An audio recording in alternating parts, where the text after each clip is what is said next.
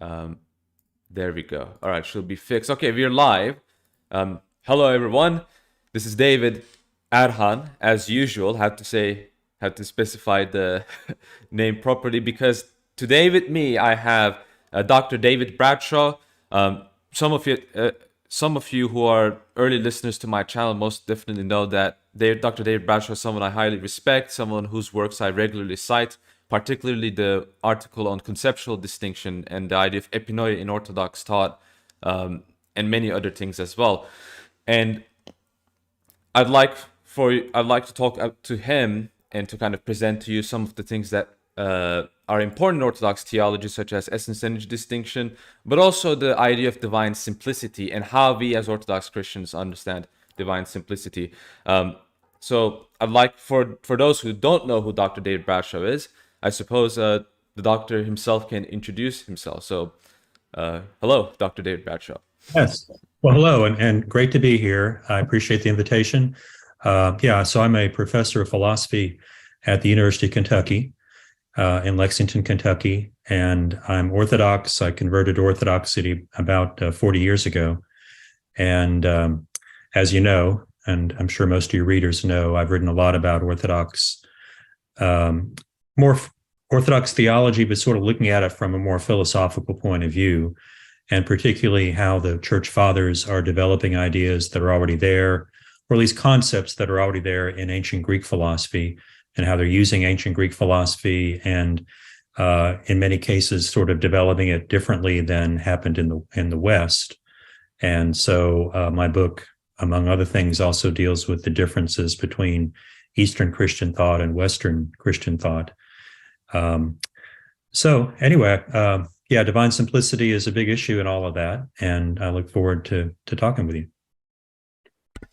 Yeah, it kind of reminds me of like a recent stream I did on basically your book on Aristotle, East and West, and one of the things that kind of fascinated me, what you were talking about, is this idea that is actually quite unique, at least from my reading, particularly in St. Paul in the New Testament, of this idea as energy, as this kind of power that is a supernatural, it's a possessive power that supernatural agents possess, right? So to angels, right? And on God himself. And kind of this idea of, participating in the divine energies, or, those who commit evil and move away from the will of God end up participating in the energies of the demons. And it was very fascinating to me because if you listen to, some people online, you'd think this is some Neo-Palamite idea, but it's actually in 1st, 2nd century Christian fathers as well. So I think there's a lot of ground to be covered as well. And I'm very excited to see more about this because it seems like in terms of orthodoxy, the literature is expanding a lot. But one of the things that kind of I want to pick your brain about, and I read a book called The Transformation of Divine Simplicity, and maybe we can even talk about that a little bit, by Rada Galovitz. It's a very interesting book because the main thesis, what is, at least the way I understand it, is that divine simplicity in the Eastern Fathers is very different. Right? In the West, what is generally considered to be identity thesis, which is, in short, the idea that the attributes of God are not only really identical with each other, but also identical with God himself, or the essence of God.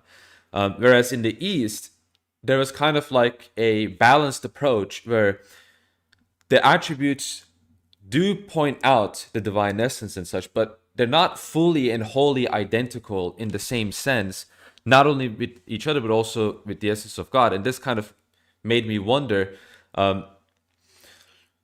with the idea of simplicity and such, is I kind of want to ask you as like a basic question to have you explain what even is divine simplicity, and what will we say, like historically and in terms of the Western and Eastern thought, and how will we argue that God is divinely simple in light of admitting that God has attributes that are distinct from each other and from himself? That's kind of like a basic general idea, and how these attributes are participable, right, by created beings, and some other questions that I will also ask after you have explained that. So I suppose that's my question. Yeah. Okay, well, that's a big one to start with. So that'll get us kicked off and we can continue then. So what does it mean to say God is simple, and why should we say that? So the idea that God is simple is one of those that does go back to ancient Greek philosophy. You can find it in Aristotle in the Metaphysics, particularly Book 12, Chapter 7. I think at the end of that chapter, there's a passage about this. And for Aristotle, that is sort of a corollary of God's not being material or any kind of, hylomorphic composite entity made up of matter and form. And so really the kind of simplicity that God has, God the prime mover has, is that of any immaterial being. And the same reasoning would apply to the other planetary movers that are in the next chapter in Metaphysics 12. And so you could say broadly that the divine beings in general are simple because they're not material. And that was then a common view among, not all Greek philosophers, because, for instance, the Stoics thought God is material and therefore not simple. But Platonists and Aristotelians and later Neoplatonists all would have agreed about this. And the early church fathers also agreed with that and kind of adopted that language and terminology. Applωτής, the Greek term simplicity, that's the one we're talking about here. And they gave further arguments, not just that God is not a material being, but that if he had parts of any kind, those parts would need some cause to maintain them in unity. And potentially without that cause, he could potentially be subject to decay. And obviously all that's not true. And so he doesn't have parts of any kind that would require some sort of bringing together or composition. And you find that, for instance, in Origin, I think near the beginning of On First Principles, he discusses all that. And then another point that's made by Gregory of Nyssa in particular, it might be made by others earlier, is that whatever property God has, he does not have by participation in anything external to himself. And of course, that would be the common Platonic view of how anything has a property, or anything other than the form of X, that is X, has it by participating in that form. And so in a way, Gregory is locating God at the level of the forms in the sense that he has whatever properties he has intrinsically to himself as aspects of his being or nature, and not through participation. So that God is life itself, God is wisdom itself, God is being itself, and so on. And, there are biblical verses that he cites and that were often cited in the fathers, such as I am he who is, Exodus 3:14, hoon in Greek, in the Septuagint. And so that's sort of a classic proof text for the idea that God is being itself. And then John 14:6, I am the way, the truth, and the life. And so that's a proof text for the idea God is life itself. So that seemed to sort of dovetail nicely, this philosophical argument that God cannot be dependent on anything else, including dependent through participation, and the scriptural teaching about God's transcendence. And all this, by the way, is common ground to the East and West. I think everything I just said, people on both sides would agree on. The difference comes about in that further step you mentioned that was taken in the West, particularly by Augustine, of saying that the divine essence, or essentia in Latin, just is its own properties or attributes like wisdom, power, goodness. And I discussed this in chapter 9 of my book. I have a section there about Augustine and how did he come to his approach to divine simplicity, which overlaps a little bit, or does overlap with that of Gregory, but also goes beyond it. Okay, they both agree with that God doesn't have any of his attributes by participation. What is different, though, is that for Augustine, that implies or requires, the thing I just said, that the divine essentia is the same as all these different divine attributes. And that's because he doesn't have that distinction that's so common in the Greek fathers between the divine essence, okay, and here we're talking about the Greek word ousia, and the divine powers or energies. So that for Gregory, when he says God is life and wisdom and power and goodness, for him, those are names of divine energies.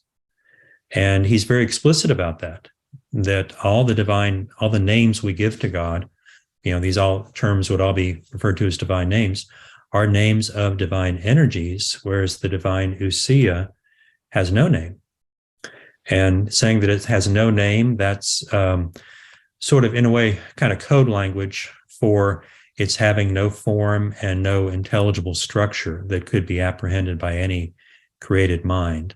And it's an idea that goes back to Plato's Parmenides, the first hypothesis of the Parmenides, where Plato's discussing the one that does not partake of being, and what he describes, the way he describes the one there, is kind of a locus classicus for what later came to be referred to as apophatic theology, where you deny different predicates and attributes of God in order to clarify God's radical transcendence.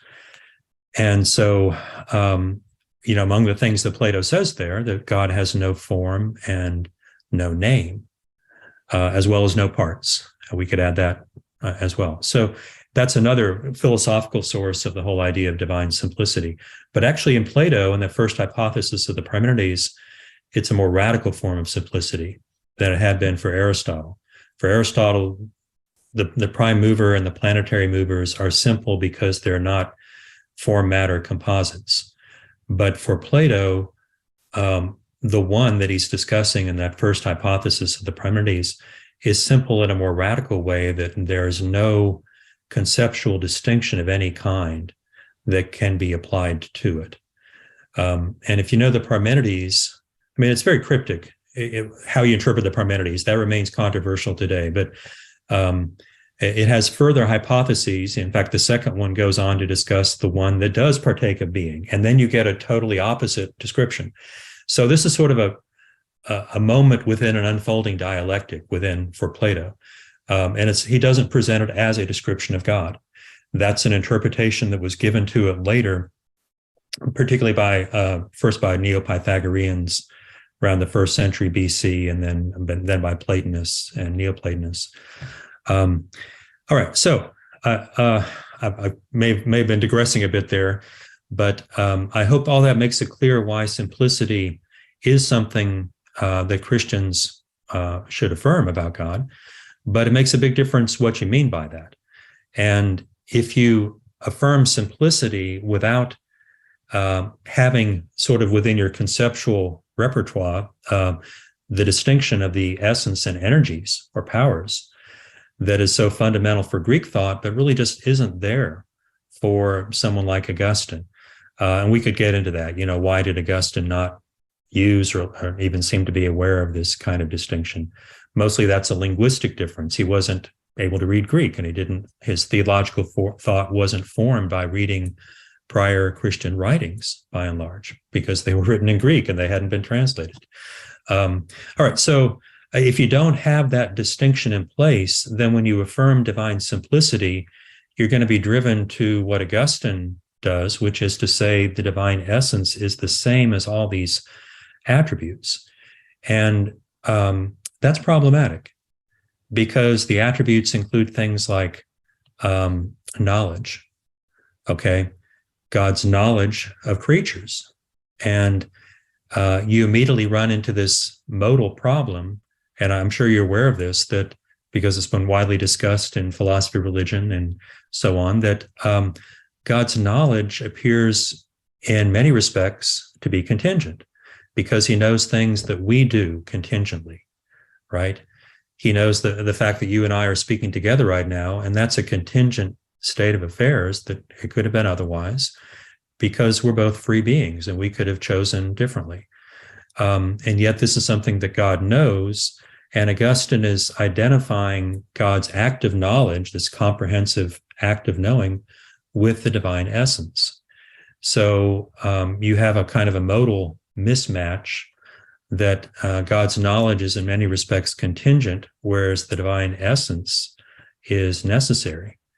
And it's not only knowledge, it's also activity or operation. That's another thing that now not Augustine, he doesn't use that term, but later authors like Boethius actually is the first I know of who does identify the divine essentia with the divine operatio or operation. Same issue there. God's activity could be different. And finally, also God's will. And that is something that Augustine does explicitly identify with the divine essentia. It's actually in the Confessions. And a lot of people don't notice this because it comes up fairly late in the Confessions in Book 11 and Book 12. But when he does raise this subject, what Augustine does is to infer from this something very important. He says that the divine will, voluntas, is the divine essentia, and therefore it must be fixed and unchanging for all eternity. And therefore the things that we perceive as distinct acts of will on the part of God are not. They're just the effects of one single act of will that God performs eternally and in a causal sense, at least prior to the creation of the world. The existence of the world and all the variety there is in the world are all the effects of this one eternal divine act of will. And that's problematic because it means there's no real interaction between God and creatures. Okay, God has already willed from all eternity everything that he does, and that includes everything that he creates, everything he brings into being and sustains in being, and every act of divine revelation, every miracle, every answer to prayer. It's all been sort of coded in from before the creation of the world. And this is a corollary, and Augustine is right. You know, this follows necessarily from the identification he's made between the divine essentia, essence, and the divine will. So I think he's right to see this implication. And he points this out again at the end of Book 12 in the City of God, Book 12, Chapter 17. He pretty much says the same thing. If that's all true, then God never wills anything in response to something that I've done and I've willed. What appears to be a response from a temporal point of view is actually just the unfolding of this eternal divine plan. So you get theological determinism as an upshoot of all this. And so I agree with scholars like Catherine Rogers has a good article about this, why Augustine is and has to be a theological determinist, given his view of divine simplicity. So that's why I say if you affirm divine simplicity without having on board the distinction of essence and energy, then you immediately run into really grave systematic problems in philosophical theology.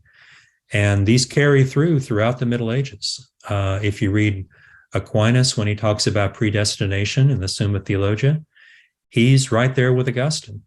He says that nothing God wills can be a response to creatures, and therefore God's will for salvation, that some are saved and others are not, is entirely determined, if you will, from the side of God. And it's his own determination and decree, referred to as election, of course, as they interpret that term. And so predestination as well is just a corollary of this kind of theological determinism. I want to kind of comment, sorry for cutting you off, and this is excellent, by the way. The one thing I want to kind of introduce to some of the audience as well is kind of like, this is kind of like the Western view of essence being equated with will. I think the way I understand it is, if God's essence is necessary, which every theist probably affirms this, right? If God is a necessary existence and the will is identical with God in every single sense, right? then what is willed is also necessary, right? And so the idea of this seems to really go against any form of, contingency, not, in terms of any part of reality, right? The idea of like possible worlds then ends up becoming there are no such things. Obviously, we as Christians do affirm that God exists in every single possible world. We affirm that God exists as a Trinity in every single possible world. But another thing that I also want to point out is that in Saint Athanasius, he makes the distinction between will and essence. The work of essence generates a divine person. The work of will creates things. And Saint Cyril of Alexandria has a very good quote on this in the Treasuries. This is particularly in Patrologia Graeca, volume 75, page 312. 312. He says, the work of energy of God is to create, while that of nature is to give birth. Therefore, nature and energy in God are not identical.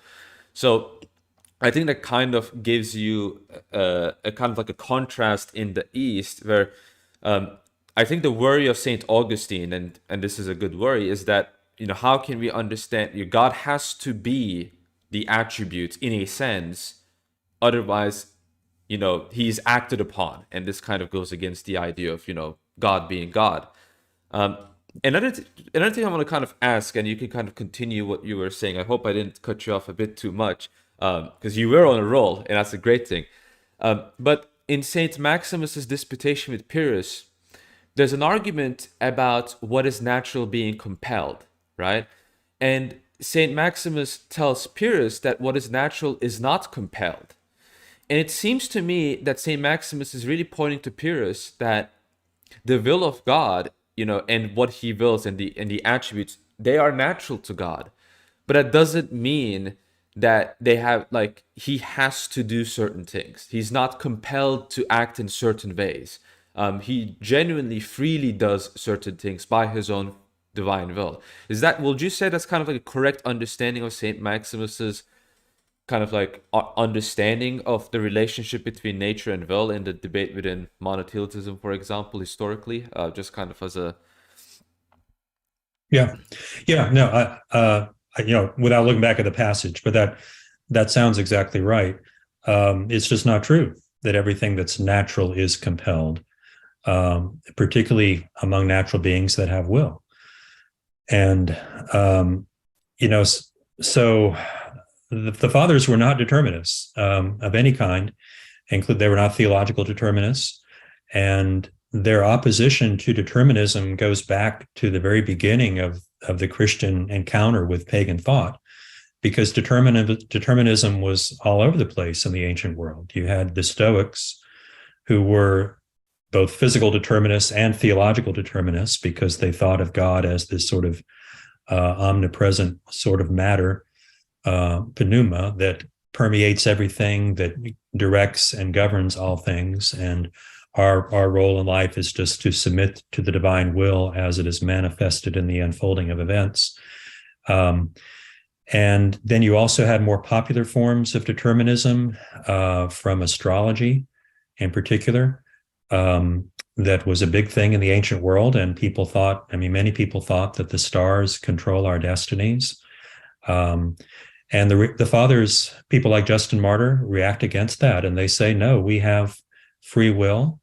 I think the term that Justin uses is prohieresis eleeuthera, at least forgive my kind of quasi-Erasmian pronunciation there, but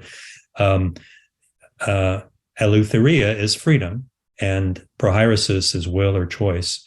So yeah, it's specifically the capacity to do otherwise at that given moment. And they also, when this issue comes up in relation to God, as it does in the Arian controversy, then St. Athanasius, I think you were mentioning this, he has no hesitation at all to say that the begetting of the Son by the Father is an act of nature. Yes,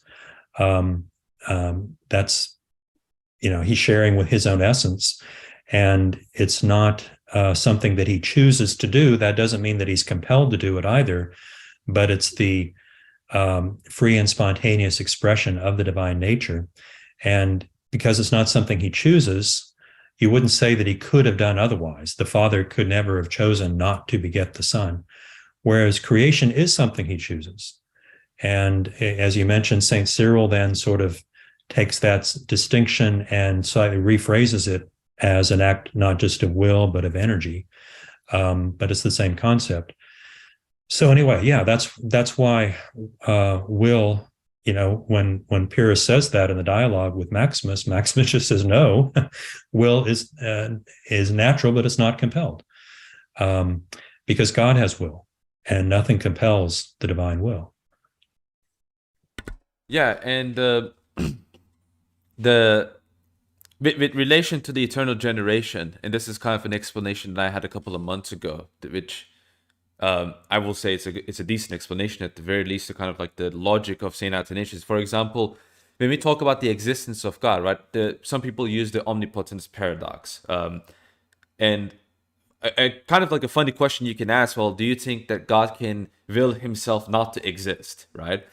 And that's because, in a sense, right, we as Orthodox affirm, God is his existence in a sense, right? It's an energy of his. But and that's why, for example, it's not something that he can just destroy, right? He can't go against himself. It's the same thing with divine fatherhood. God being a father, right? God as father is essential not to his divine nature, but to his person, right? To his hypostasis. And so this is also why the Son, the identity of the Son is kind of acts in the same manner. It's his very identity as being the Son. You talked about the generation from the nature, and some people kind of understand this wrongly, and they kind of have a Thomistic understanding of this, where they see like begetting as a essential power.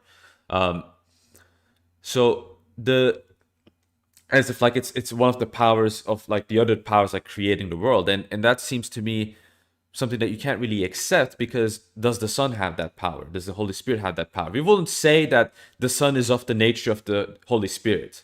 They have the same nature. I mean, technically, in a sense, it seems like it, but the essence of the Father points out that the Son has his essence from the Father. That's what it points out. It doesn't point out that there's a divine essence that produces three persons. And that seems to be kind of like the view that you see in Western thought, especially, where they're not willing to take that to its logical conclusion. But if the essence is the first principle of everything and not the Father, then even the Father being cause or uncause will be called into question. The only way you can get around that is saying the Father is identical with the divine essence in every single regard. Okay, but then is he distinct from the Son and the Holy Spirit? If he is, then the Son and the Holy Spirit are not divine, right? So there's kind of like these problems as well in taking this view, at the very least, if I understand it, and why it's important to point out that divine simplicity does not necessitate everything being identical with God. So I kind of, if you don't have more points to add, I think we can kind of go to some of the questions that I had prepared. Is that fine with you? Oh yeah, that's fine. So let me allow me to just make sure. Someone actually made like a different form of this argument in the chat as well. That might be interesting. Let me just get to the questions. Okay, I guess a good question to ask will just simply be: you're talking about distinctions, right, in God. How is it that these distinctions don't entail division, basically? Aren't they the same thing? Doesn't it logically follow that to speak of X and Y is to say that these are divisible, separated things? How does it not follow? I guess if it's too vague, I can reframe it. Yeah. Well, yeah, that's a fair question. And I think we're kind of fortunate we have these two distinct, quite different words in English, distinction and division. And it's not always as clear in Greek. So people do wrestle with this sometimes. But they're different. Okay, two things can be distinct without being divided or divisible from one another. And in this case, when we're talking about divine energies, that really should be pretty clear, because the energies are activities. All right. The word energia in Aristotle, it's sort of its root meaning is activity. particularly activity as the realization of a dunamis, a capacity of some kind.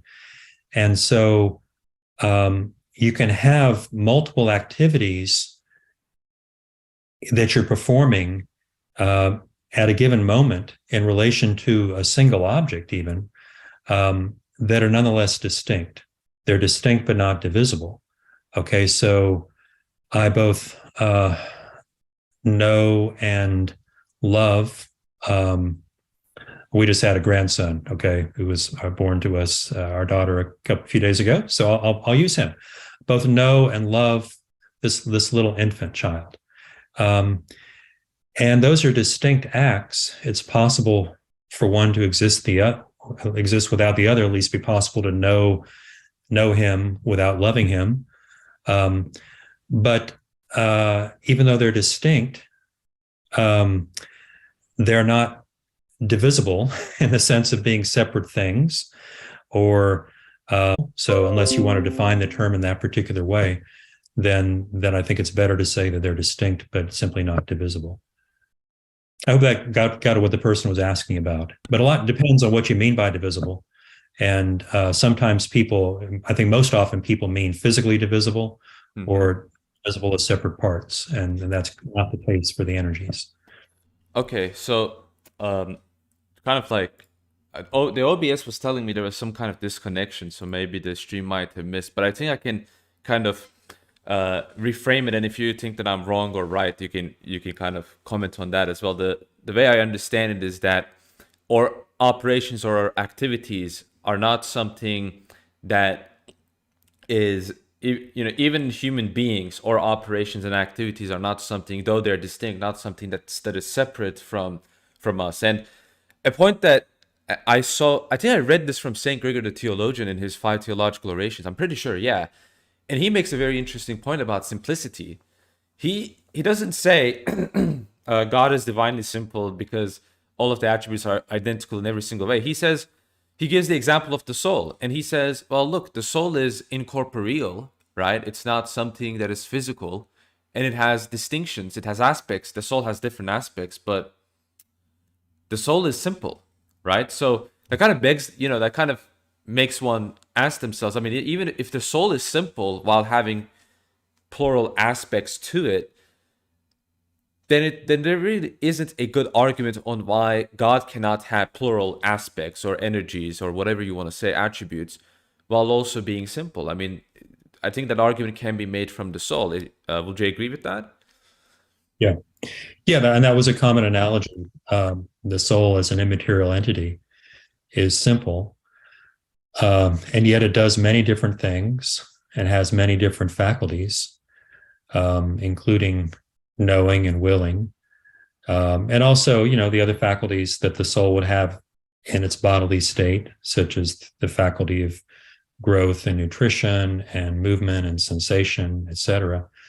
And yet it's a simple thing. So it's a very intuitive idea and totally commonplace to say that a single simple thing can have many faculties and many activities. That's now, you do have to qualify by saying the God is simple in a more fundamental way, more thoroughgoing way than the soul is. Because the soul, even though, and this is a point that a Thomist, I think would rightly make, that the soul is still a created thing, and therefore there's what in Thomism they would call the composition of essence and esse, act of being, that God calls it into being, and therefore it's dependent on a higher cause, and you could call that a kind of composition, at least they do in Thomism, and that's fine.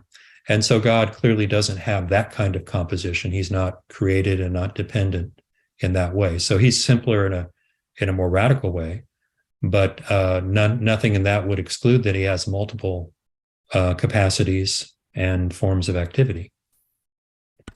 Yeah, and I was kind of reminded with the I took this from your article on energies in the New Testament, where when Saint Paul says, I think 1 Corinthians 12:6, he says explicitly that there are diversities of energies, but there's one God that acts all in all. And Saint John Damascus pretty much says the same thing, and he paraphrases in his exposition of the Orthodox faith, just says, divinity is everywhere simple, but also, in an indivisibly divided manner, has his energies. Another point that this is from Rade Galowitz's book Transformation of Divine Simplicity, a point that Saint Gregory of Nyssa makes. Saint Gregory of Nyssa makes a very interesting argument that actually does have precedence, surprisingly, in Islamic theology.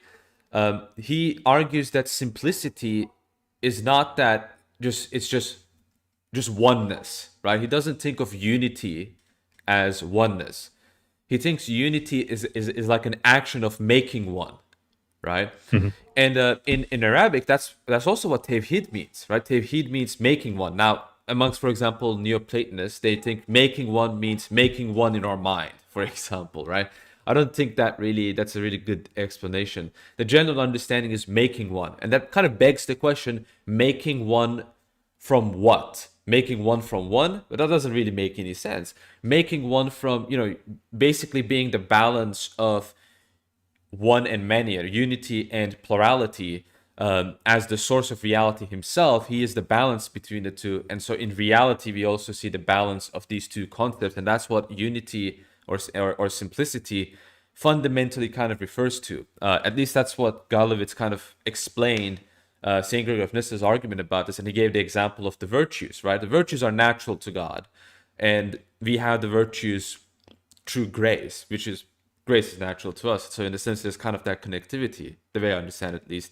And all of the virtues are connected with each other, right? There's a connection between, for example, I guess it's not a perfect example, but justice and goodness, right? There's no proper justice without goodness. Though they are two different things, there is that interconnectivity between the virtues. And so there's a relation between the various different virtues as an example of the uniting principle of these things. And I thought when that's brought into light, it makes it much clearer why even the Trinity itself, right, kind of has this balance, this unique balance of unity and plurality that other religions don't really have. And it really confuses me why a Christian would want to take a metaphysical approach, that kind of equivocates everything to one thing. And like, it seems to me that you're kind of not using the potential of the faith that you have. If you have any comments on anything you want to add, sorry for kind of just ranting about it, but yeah, well, I think the analogy with the virtues is helpful, and there are complications, of course, as you think through some of the details. It seems like there are some virtues that could exist without other virtues. So you could presumably be courageous without being friendly. Now, Aristotle, when he talks about it, he says there's sort of this overarching virtue of practical wisdom, phronesis, and in order to have that kind of wisdom, you have to have all those particular moral virtues, including courage and friendliness and generosity and self-control and all the others. But I think on his view, still, if you don't have maybe that overarching virtue, you might have one particular moral virtue and not some of the others. So, but like you said, there are other virtues that do require other particular complements, so to speak, such as justice and goodness. And I think maybe courage would require some willingness for self-sacrifice. In other words, a kind of generosity, maybe not generosity altogether, but a certain form of generosity in which you're willing to give your life for someone else or something greater than yourself. So anyway, that, as an analogy, that's kind of helpful because some divine energies could exist without other particular ones, but in other cases, that's not the case. It all depends on which ones you're talking about. even if God had not created the world, okay, which, as we were saying, that's a choice God makes. Even if he had not created the world, there would still be God's goodness and love and knowledge and power. They wouldn't necessarily have the same objects. They wouldn't have any creatures as their objects, but there would still be the love among the persons of the Trinity and the knowledge and the goodness that's manifested in those intra-Trinitarian relationships. So those are energies that are, to that extent, they're eternal and necessary. And when I say they're necessary, I mean they exist in some form from all eternity, no matter what God does, what he chooses to do. But on the other hand, they're not necessary in this other sense, that the particular form they take, like God's goodness, for example, takes the particular form given the choices he's made of, doing certain good things that he does in relation to creatures in this particular world that he's made, that could have been otherwise, and the same for God's knowledge and will. So even though they exist necessarily in some form, they don't exist necessarily in the particular form that they take in this particular world. So, and there are other divine energies, like foreknowledge, for instance, I think is one that St. Basil mentions, that could have not existed at all and will someday come to an end. Because for Basil, when the world comes to an end, which it will, then the foreknowledge God has of what takes place in the world will also come to an end. And not to mention the gifts of the Spirit that you brought up from 1 Corinthians 12. Those are considered by the fathers to be divine energies, and clearly they did not have to exist. And so plenty of energies are sort of in that category of being fully contingent and dependent on God's decision to create and the particular things that he has created. So it gets complicated. And I think sometimes the objections, and the confusion that arises are just because people want to sort of fit everything into one box. And the fact that they're all energies doesn't mean you can fit them all into the same box. There's actually a lot of diversity and a lot of distinctions you do have to draw. Yeah, I think that's an excellent point, because some people kind of think of them as that, and they have to kind of be categorized in the same way. The way I understand as well with things like, for example, the incarnation, right? That's not if there wasn't even a world or anything, like there wasn't any created being, then the incarnation doesn't really seem to be something that will have been actualized. But I think especially with the kind of idea of power, right? Dunamis in Greek, even though the actualization, might have not even been possible for things like, in the sense of, for example, if God chose not to create, right, then he won't have foreknowledge, because there won't be anything to have foreknowledge of other than himself and his two hands, so to speak, right? The Son and the Holy Spirit. But he still has the power to actualize. Whether it is actualized is dependent on his free choice, right? It's not dependent on the structure of his divine essence from philosophical speculation, but by his own free choice, he ends up doing whatever he wants to do, kind of in proper accordance with his nature, at the very least, the way I understand it. I also want to. Oh yeah, I think it will be decent to read this section, because it very much touches on what you're saying. Because St. Gregory of Nyssa, for example, talks about, well, yes, indeed, some virtues don't seem to necessitate each other, but when we talk about perfect virtues, which is something proper to speak about God, then in a sense, all of the virtues are presupposed in unison. And Gallivet's comments with Gregory, this is Gregory of Nyssa, we are far from holding that divine, this is page 212, we are far from holding that divine simplicity entails that God only has a single property, or that God has no properties. So far, in fact, that in his hands, the doctrine of simplicity actually comes to entail that God has multiple properties. And why is it the case? Because it's the perfect virtues that are reciprocally entailing each other, right? So there's this balance in St. Gregory of Nyssa here. I want to ask a question. One of the questions, well, someone in the live chat asked this in a different form. He was kind of argumentative about it. The question was basically kind of like trying to make an argument. P1, essence is God, P2, energy is God, P3, essence and energy are not identical. Conclusion, there are two gods, which is just a really bad argument. But let me reframe it to make him sound smarter. Particularly in St. Gregory Palamas, it seems to be that there are two divinities, a higher divinity that is posited, which is proper to essence, and a lower divinity that is posited to the energies.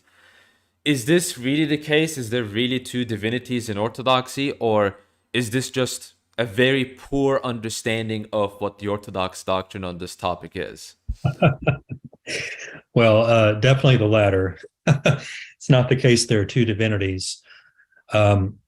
And yeah, I actually have a paper about that, so this is something that Akindinos kept harping on. Akindinos was Gregory's opponent, particularly during the first phase of the dispute. No, not the first, the second phase. You had Barlaam and then Akindinos and then Gregorus Nicephorus. Anyway, Akindinos he couldn't get over this, that in an epistle, Gregory had at one point used this term higher divinity for the essence, the divine ousia, and then lower divinity or subordinate divinity for the energies. And Gregory retracted that, or at least revised it in the revised form of that epistle that he sort of, prepared and blessed for public circulation. Because I think he realized this language, this terminology could be misleading and could suggest, two divinities. And that's not what he was trying to say.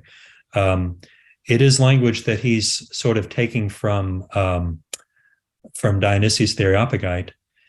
And I go into all this in the paper. Dionysius uses that term theotes as the name of a divine energy, namely the energy of deification.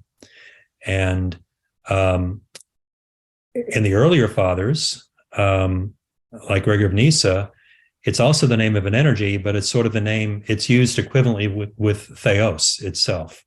And for Gregory, if you know Gregory, like in Not Three Gods and other places, he'll say that the term theos comes from theomai, which means to oversee. Behold, this sort of comprehensive divine action of overseeing and governing creation. So because it's equivalent to theos, this can get very confusing, because when Dionysius the Areopagite is using it, it's not equivalent to theos. It's rather this more specific divine energy of deification. So you have to look at these different sources that Gregory Palamas is sort of referring to, and he actually had discussed these passages already in some earlier correspondence with Akindinos, and that's why writing to him, as one friend to another, he was assuming that Akindinos sort of knew what he was talking about when he used this phrase about higher and lower divinity. But Akindinos, I think, willfully chose to disregard that whole context of discussion in order to sort of focus on this one phrase taken out of context, which Palamas then revised before he kind of blessed this letter to be circulated publicly. So anyway, it's just a tempest in a teapot over maybe an ill-advised choice of terminology that he didn't, insist upon in any way. But the basic idea that divinity, like theos itself, is the name of an energy, that's a central concept for the whole Greek patristic tradition. And like I said, Gregory of Nyssa is very explicit about this. And it really in some form goes back to, but long before Gregory. You have to look at Philo of Alexandria, because he already, as a biblical thinker, a pious Jew, he was already thinking about what are the names we give to God, and what do we mean by them, given that God is beyond human knowing and beyond human language. And so he had already articulated this idea that the divine ousia has no name and is radically unknowable in sort of the way that Plato had described in the Parmenides, and that the names we give to God, including the term theos itself, is the name. Now, he didn't use the word energy, he used the word power, dunamis, but it's the name of a divine power, the creative power by which God calls the world into being. And then there's the other great divine name, Lord or Kyrios. Those are, both very prominent in the Septuagint, especially. And he said Kyrios is the name of the divine ruling power that governs the cosmos. And so already in Philo, you have this idea that the names we give to God are really names of divine powers and not the divine essence. So it's not surprising that the Cappadocians, among others, sort of adopt that framework, except in slightly different terms, using the word energia instead of dunamis. So anyway, it's what happened historically. It's kind of just a confluence of what do they call it? An unfortunate convergence of events, where Aquinas had a lot of influence on the way that the Latin delegation in Constantinople perceived this whole controversy between Greg Palamas, and first of all Balaam, but Palamas and his opponents in general. And so that fixation on the idea of a higher and lower divinity was something that the Latins kind of picked up on and recoiled in horror and said, "Oh, well, Palamas is saying that, then he's obviously wrong and a heretic." And even today, I mean, very recently, you can find Catholic scholars like Juan Nadal, who's written a lot about Aquinas, and he's sort of a fan of Aquinas and thinks he was right against Palamas. And so this sort of thinking continues, and it's just a total distortion of what Palamas actually said. And like I said, I have an article that goes into that in more detail, but it really never should have received all the attention it has, in my opinion. Yeah. And the way I understand it is kind of like the principle of essence and energy, right? Essence is God as he knows himself and as he is in himself, that is inaccessible to us. And energy is the reflection, in a sense, of himself to us, right? And sometimes even to himself, right? When we talk about energetic manifestation within the Trinity, like the Holy Spirit manifesting the love of the Father and the Son and such. So when it's understood in that manner, all we are saying with divinity, which interestingly, St. John Damascus in the Exposition of Orthodox Faith names divinity with the name God, right? So because there's one divinity in the Trinity, there's one God in the Trinity. That's the whole point of on not three gods. And what's interesting is that even Western fathers made this argument. I believe St. Ambrose, Dr. Bo Branson in his Logical Problem of the Trinity paper, we talked about this in his stream as well, in the stream I did with him on my channel, where he makes this exact point that, even from Western fathers, this idea that there's one energy of divinity and the name of this divinity is God is enough of an argument for us to point out that, there's one God, right? Because the omniscience, omnipotence, all of these attributes is the same. It's the same in the persons of the Trinity, and they're indivisible too. But to higher, lower divinities, that the lower divinity is just a reflection. An analogy someone I know used is like, think of like the cold of an ice pack being applied to an injured leg, right? The cold of the ice pack is kind of like this higher cold that is proper to itself, but it reflects the coldness it has to the leg. They're not two separate colds in a sense. There's not the cold of the leg that comes from the leg. It's applied to the leg, right? It comes from the ice, and so it's a lower cold, but it's the same cold that the ice pack has in itself. So it's the same kind of logic here. They're not two divinities, right? Rather, the energy of divinity is a reflection of God's life that he has in himself to us in accordance with our capacity. So that's why this idea that, when we say that, I personally don't even like calling the essence God and like the energy God, because I see this in like more like the pulp level people.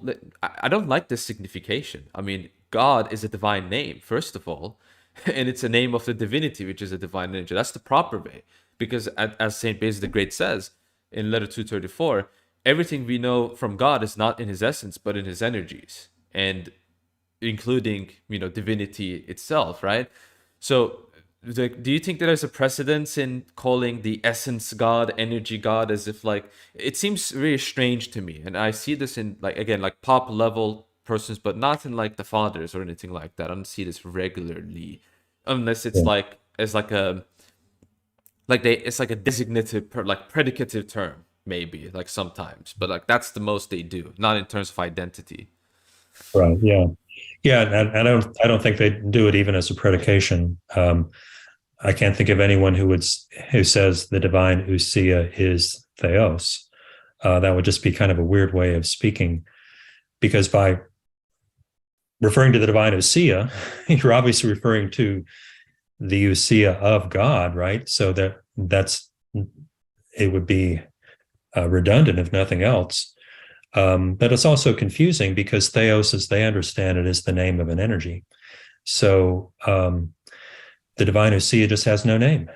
And so here's an analogy that I like to use, that I think gets at this idea that the divine ousia is the source that's manifested in the energies. And precisely as their source, it remains beyond knowing and beyond naming. The analogy I like to use is a computer program. I mean, this is an analogy that we're all very familiar with today, so that's one reason I like to use it. A computer program is something that you may interact with in a great length and in detail. Like if you're playing a video game or something, you're interacting with that program, right? In all kinds of complex ways. And there are all kinds of complex ways the program is manifested to you. And it actually happens to be interactive. The way the program manifests itself to you depends partly on how you react and interact with it. But at the same time, you never know that program in itself, as it is, so to speak, in its own nature, because in its own nature, it's a long series of coded instructions, written in some computer language that you probably don't even know. And so, and you don't need to know. You may know that you may be an expert at that video game. You may know that program better than anyone else in the world in terms of it as something that is manifest and available for human interaction, without knowing a single word of the code that it's written in. Okay, so that, I think, is the kind of relationship they have in mind when they talk about the ousia as beyond human knowledge, even though it is manifested in the energies. And we interact with and engage with and are able to know and to name the energies, but we never know and can never name the ousia because it's always beyond our knowing. And it's not a difficult concept, okay? It's something we're very familiar with. I mean, right now, you and I are using Zoom, okay? I have no idea whatsoever what Zoom is in its own nature, how it's written, how it functions internally. I don't know, and I don't need to know. It would be totally useless knowledge if I did know it. Okay. What I care about is using Zoom. And so that is sort of with the relationship we're in with God. We're not here to try to sort of probe the deep mysteries of the divine nature. That's spiritual hubris, to think you possibly could do that. We're here to love God and obey God and to follow his will in our lives. And so all of that is what God makes available to us in what the fathers call the divine energies. Yeah, I think that's an excellent kind of analogy as well, right? We don't know the code of the thing that we're using. We don't know the exact inner nature of it, but within, in another aspect, we have complete not complete, but like good enough knowledge about it where we can even go as far as to use it or interact with it, similar to God. it also goes to show that kind of like a lot of this, although we're dealing with philosophical and theological topics, it also kind of gets to the practical aspect of Orthodox spirituality as well, where it's not about kind of these propositional thing. It's kind of it has propositions, but it also has experience, right? One-to-one experience with a person, or three divine persons, really. And I think, again, like this objection really completely and utterly, I mean, the fact that it's still being used today, like the higher divinity, lower divinity, is I'm starting to think that it's like a filtering tool, right? Like if someone uses that argument against me, I like filter them out, and I basically say to myself, yeah, you act like you know a lot, but you don't actually know what you're talking. Like it's something that I see happen regularly. It's the same thing with conceptual distinction, right? I see people regularly act as if epinoia is understood in the same way as Thomist understanding of notional distinction or notional knowledge, or like the notion is not real, right? Like unicorn, right? Now, unicorn is an epinoia. It's something that we conceive, but the soul, which is a real existing thing, can also be perceived by the mind, right? St. Gregory of Nyssa says the mind is the highest part of man's intellect, and the mind can perceive realities that are invisible. If I may say, true faith. And you know, a soul and a unicorn, these are two things that are being conceived, but one of these conceptual things is a real thing, whereas the unicorn is not a real thing. It's not a real existent thing. It doesn't really exist in the world, but a soul really does exist. And we have perception of it invisibly. It's the same thing with God. For example, Leontius of Jerusalem, in his argument against Monophysites, when the conceptual distinction argument is used against him, where the Monophysites say, we accept the conceptual distinction, he says, so how do you see the soul? Do you see it by the senses? Obviously not. The only knowledge you can have of invisible things is by conceptual, by epinoia. That's why it's a conceptual distinction. It's not opposed to real. I think this is a bit of like a tangent, but the point that I'm trying to make is that Orthodox theology and patristic theology is very complex, and a lot of people, unfortunately, I see kind of like act like they're experts at it, when in reality they make elementary mistakes to anyone who has like a basic reading. I won't call myself an expert, but I have a basic reading of what the fathers say and about these things, and it's very I would recommend a lot of people to do that as well. There's going to be a lot of interesting things that I think a lot of people are going to see, even if they read like basic texts like the 5 theological orations. I'm going to move on to the next question, and before I move on, I also want to those in the live chat, feel free to ask questions as well. Your questions will be, you're fine with answering the live chat questions, right? Of the people watching us right now, are you fine with that? Sure. Yeah. So your questions will also be answered. If you want to support the stream, if you want to support me, you can also ask them by super chats. If you want to super support it, I guess you can go to the Patreon link in the description below. So I'm gonna next question. It seems that some fathers, for example, St. John of Damascus, say God has only one energy. So how is it then, if God has one energy, right? Like in the Sixth Ecumenical Council, it was argued that Christ, for example, has two energies and two wills, right? One divine energy and one human energy. And so a lot of people take that to mean, well, that means there aren't a plurality of energies. It means there must only be one. How is this really the case, or is this, again, a very gross misunderstanding? Obviously, I know the answer. I have talked about this, but I'd like your take on this as well, because it's something that some it's a people good question to raise, because people do get confused, I think, by this. But it's just the semantic flexibility, I think, of the word energy. That's true both in Greek and English. If you ask how many energies do I have just one human energy? That, yeah, you could say that. But it's also very natural to say I have many different energies. We do both. When I talk about, if I'm really focused on some particular thing I'm doing, you could say equally, I'm focusing all my energy on this task, or you could say I'm focusing all my energies, plural, on this task. And they'd both be true, and they would mean the same thing. Because the concept of energy just has that flexibility that you You can speak of something as having one energy or multiple energies, depending on sort of what point of view you're thinking about.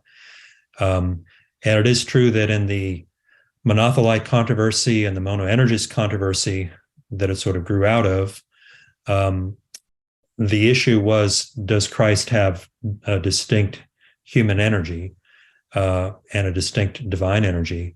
And so they naturally were sort of using the word energy in the singular. That was what the whole issue was about.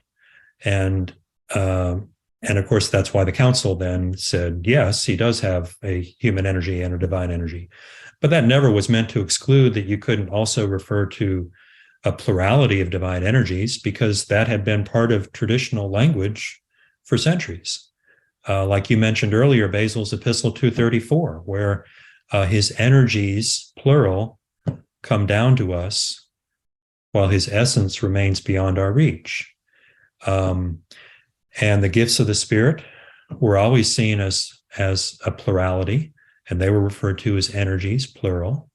There's for instance, Gregory Nazianzen. He interprets the seven spirits in the prophecy of Isaiah, chapter 11, as referring to the gifts of the Spirit. And there's seven of them. So in that case, you actually have a number, how many there are. And so there's no one ever saw this as problematic in any way, that you could refer both to the single divine energy or the plurality of divine energies, and you'd be referring to the same thing, just like it wouldn't be problematic in English. Does that make sense? So, I mean, there was no controversy about it, which just tells you this is just an artifact of language. It's not truly a theological issue. Yeah, and there's also a quote from St. Gregory Palamas on this. I want to kind of get to that. Yeah, it's on the Divine Energies 7. This is cited by Dr. Tijuan Pino's dissertation on St. Gregory Palamas, Being and Naming God. I think that's the title. He says, when we say there is only one energy in God, we understand the one that encompasses all of them. So it's not one in exclusion of the plural, just like how we believe in one God, not in exclusion of the three persons, right? So similarly, right, there's a similar, not the exact same logic, but there's a very similar logic here.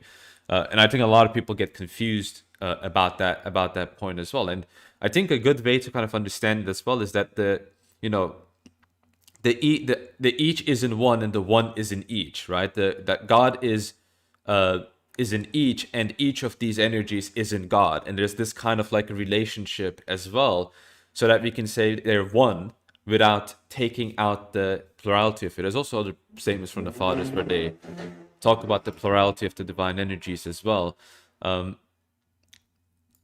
Another question was,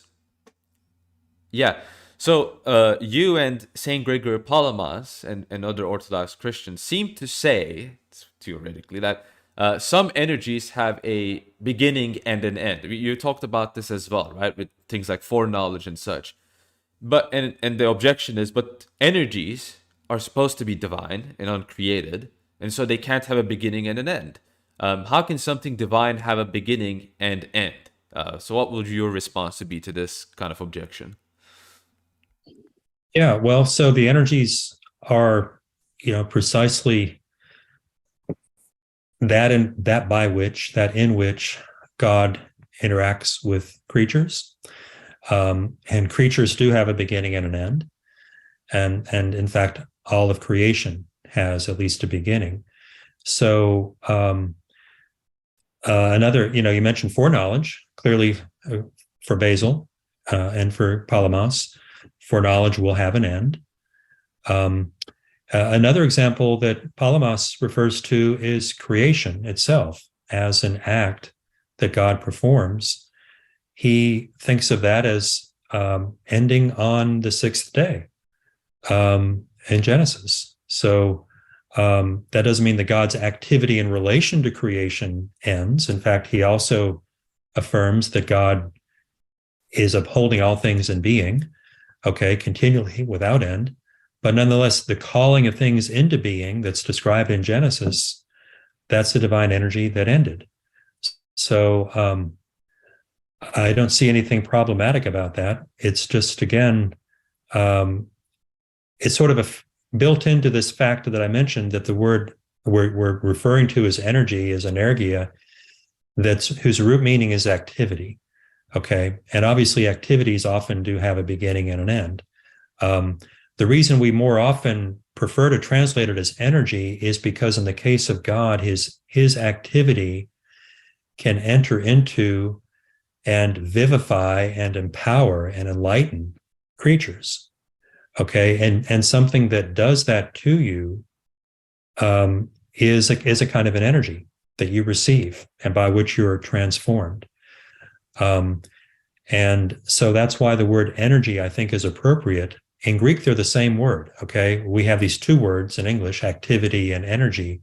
In Greek, they're the same word, energia.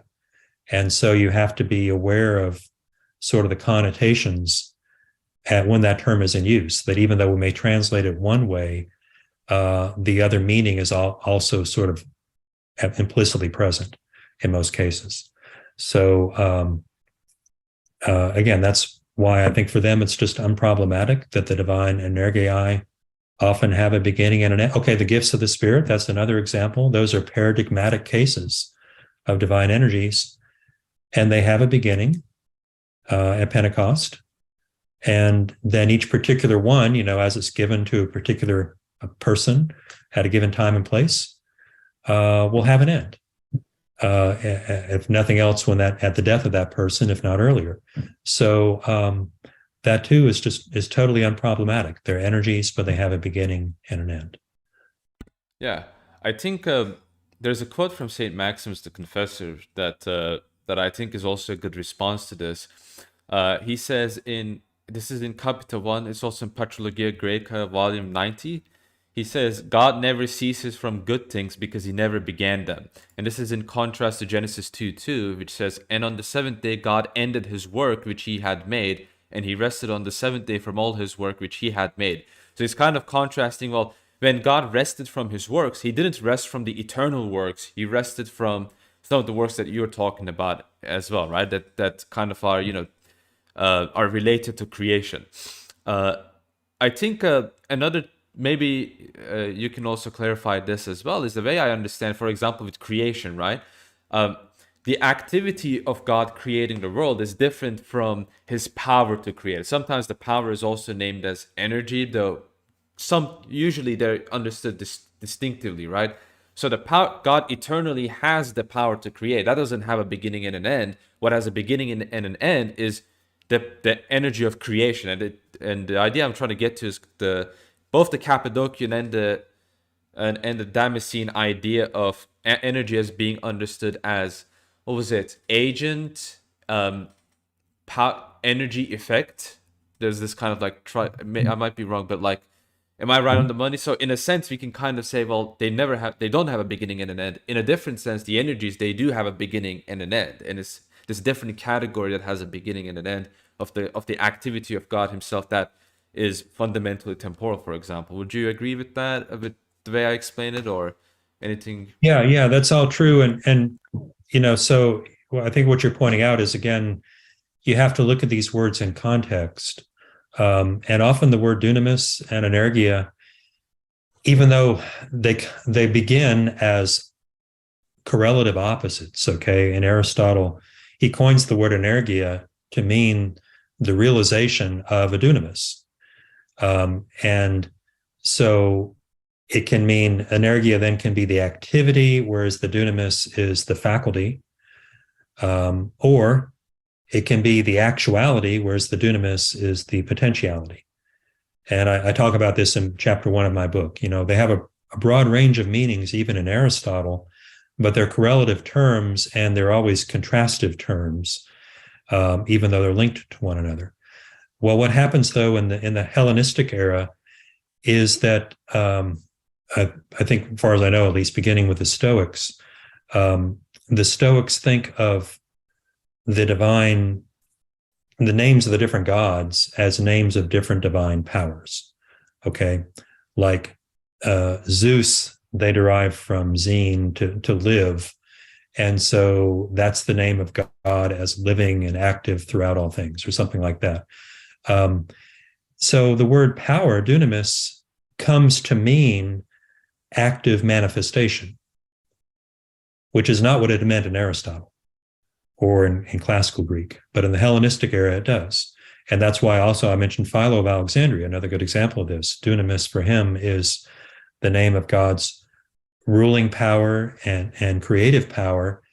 And these are actively manifest and present in all things. They're not just capacities that God has. So the word dunamis is sort of expanding in meaning. But meanwhile, you also have the word energia is still there in its original Aristotelian sense as the active manifestation of a capacity. All right. And so dunamis then, instead of being correlative and opposed to energia, in many contexts, they're overlapping in meaning. They both mean active manifestation. And you just have to be aware of how a particular author is using these terms in a particular context. The one author may in one context, use them as sort of correlative opposites. In another context, may use them as almost synonymous. And that's just the way language works. And that was certainly still remained the case in the fathers. And Palamas is aware of this. And so there's a passage where he talks about this in the Triads that I think I quote in my book, where he says, so the word dunamis, sometimes is opposed to energia, and sometimes they mean the same thing. And you just have to be aware of that. But it's not problematic if you're aware of it. And so, an interesting thing to point out, I think maybe you were kind of getting at this, is that so the creative power of God exists necessarily, independently of whether God ever creates or not, whereas the creative energia does not. Okay, it's something that God chooses to manifest in that particular way. And in that, if you're talking about the energia, then you're going to have to use it as, in a sense where it's opposed to the dunamis, or as the active manifestation of the dunamis. But you could also talk about the divine power as manifest in creation itself, okay? And it would still be that same dunamis. So that's how these words work. Yeah, I think that's actually a fantastic explanation, because some people do get confused about this, where they have a difficulty understanding kind of like the characteristics of the energies in contrast to the fact that God eternally has this power. How does it make sense? And I think that's a really good explanation. It also bears in mind, scriptures say that everything God created was through His word, right? Through His Son. And Saint Paul calls the Son the power of God, right? The Christ is the living power of God. And so there's this kind of interesting dynamic I've noticed. I think in De Cryptis, for example, Saint Athanasius says that the Father is the essence. And a lot of people took that to mean that, that's identity thesis, etc., etc. But when reading the Fathers holistically, I understood, wait a second, the Son is the power of God, and the Father is, in a predicative sense, or in some sense, essence. And the Holy Spirit, St. Gregory of Nyssa says in the Great Catechism, is the revealer of the energy of the Son. There's kind of like a relationship here of like the modes in which the persons act both eternally. It's like the Father is kind of like, as like the essence is, when we talk about, is hidden, right? And He is known through the Son. And the Son purifies and illuminates us to this knowledge by the Holy Spirit. And this script in the New Testament particularly, this is laid out, right? In not only in the Gospels, but also the epistles of Saint Paul. And it seems to me that there's a really Trinitarian understanding of these terms as well. It's not as if the way they work and they function a uniquely Trinitarian way, is what I've noticed. It's not as if we're doing this monotheism, like strict monotheism of just Unitarian monotheism, and just tacking onto stuff. No, this is actually how our theology works alongside with the persons of the Trinity, and how they work out, right? All things are done from the Father, through the Son, and in the Holy Spirit, right? Which St. Paul says this, right? From whom, through whom, and in whom are all things. KJV translates too, but I think the Greek use is, which can be translated as in. So I think that's a more accurate way of understanding it. And so, it's another thing about the divine energies is that all of the energies are in the Holy Spirit, which is why when Christ sends the Holy Spirit with the Father, that's not the filioque, that's the Holy Spirit, that's the energies that are in the Holy Spirit being sent to creation, whether it's to the apostles or whether it's to us in the church, and that's how these things operate, right? The life of God being revealed in the Spirit, and also it explains how, like, Gregory the theologian in the start of the theological orations kind of points out, the Father was first revealed in, like, explicitly, right? The Son and the Holy Spirit were revealed as well in the Old Testament, but the Father is explicitly revealed in the Old Testament. The Son is explicitly revealed in the New Testament, and the Holy Spirit is explicitly revealed in kind of like the continuation in the book of Acts in the life of the church. And so this kind of this structure showcases the strength and the power of the revelation as well, because when the Father is revealed, it's kind of like it's more unclear in a sense. When the Son is revealed, things become clear, but in the Holy Spirit, now we are truly communing in the life of that God has in himself in the Spirit. And I think this being really missed in theological explication outside, a lot of people in the West, I think what they do good is they, in a biblical sense, make this point, but I think in the theological point, the patristic tradition in the Orthodox Church is incredibly clear on this, at least the way I see it, and how these seemingly problematic statements from the fathers can be understood in a correct manner, not taking them out of context, but applying them holistically in how we understand the scriptures. And we'll just say this is kind of like, do you have any comments about some of what I said? And if there's anything wrong I said, you can feel free to correct me on this as well. Well, no, nothing wrong, but maybe just I'll pick up on a couple of points. Like you mentioned, St. Paul saying that the Christ is the power of God. I think that's 1 Corinthians 1:24, the power of God and the wisdom of God. And that can be confusing because, we've been referring, you and I have been talking all along about God having many powers to do many different things, right? And that he has these powers intrinsically, innately, and we're generally ascribing these to God, the Trinity. And now it looks like St. Paul is saying, no, it's just the Son who is the power of God. And that I think would be a slightly different use of the term. But I think what he has in mind is that sense of power that I was referring to that was common in the Hellenistic era of power as the active manifestation. And that's certainly true, that Christ is the active manifestation of the Father. He says, if you've seen me, you have seen the Father. So that makes perfect sense. We just shouldn't confuse that use of the term with the other use of the term where we're referring to divine powers in general, in sort of more philosophical way as the capacity to do something. And I also wanted to just pick up on something you mentioned, that St. Athanasius says that the divine essence, Ousia, is the Father, in a certain context. And I think that's something worth trying to clarify a little bit, because this comes up in any discussion, I think, of early Trinitarian teaching, the whole Arian controversy. And it's a little confusing. And what happened was, as I recall, the Council of Nicaea in 325, in the original version of the Creed, they say the Son is begotten of the essence of the Father.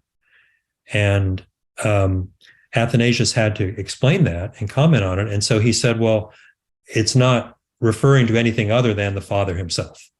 So that in the Creed there, it's when it says the essence of the Father, it simply means the Father. And of course, then that was adopted, you might say officially, because the next and final version of the Creed at the Council of Constantinople, 381, they dropped that phrase, essence of, and they just said begotten of the Father, before all ages, light of light, true God. And so Athanasius, I think, was right about that. But the reason it's confusing is because it looks like he's then identifying the essence with the Father, whereas we would tend to say The essence is what the three persons have in common. And whereas the Father is one of the three persons. Well, for what it's worth, I mean, I'll just throw this out there. This is another place where I find that little analogy with a computer program kind of helpful.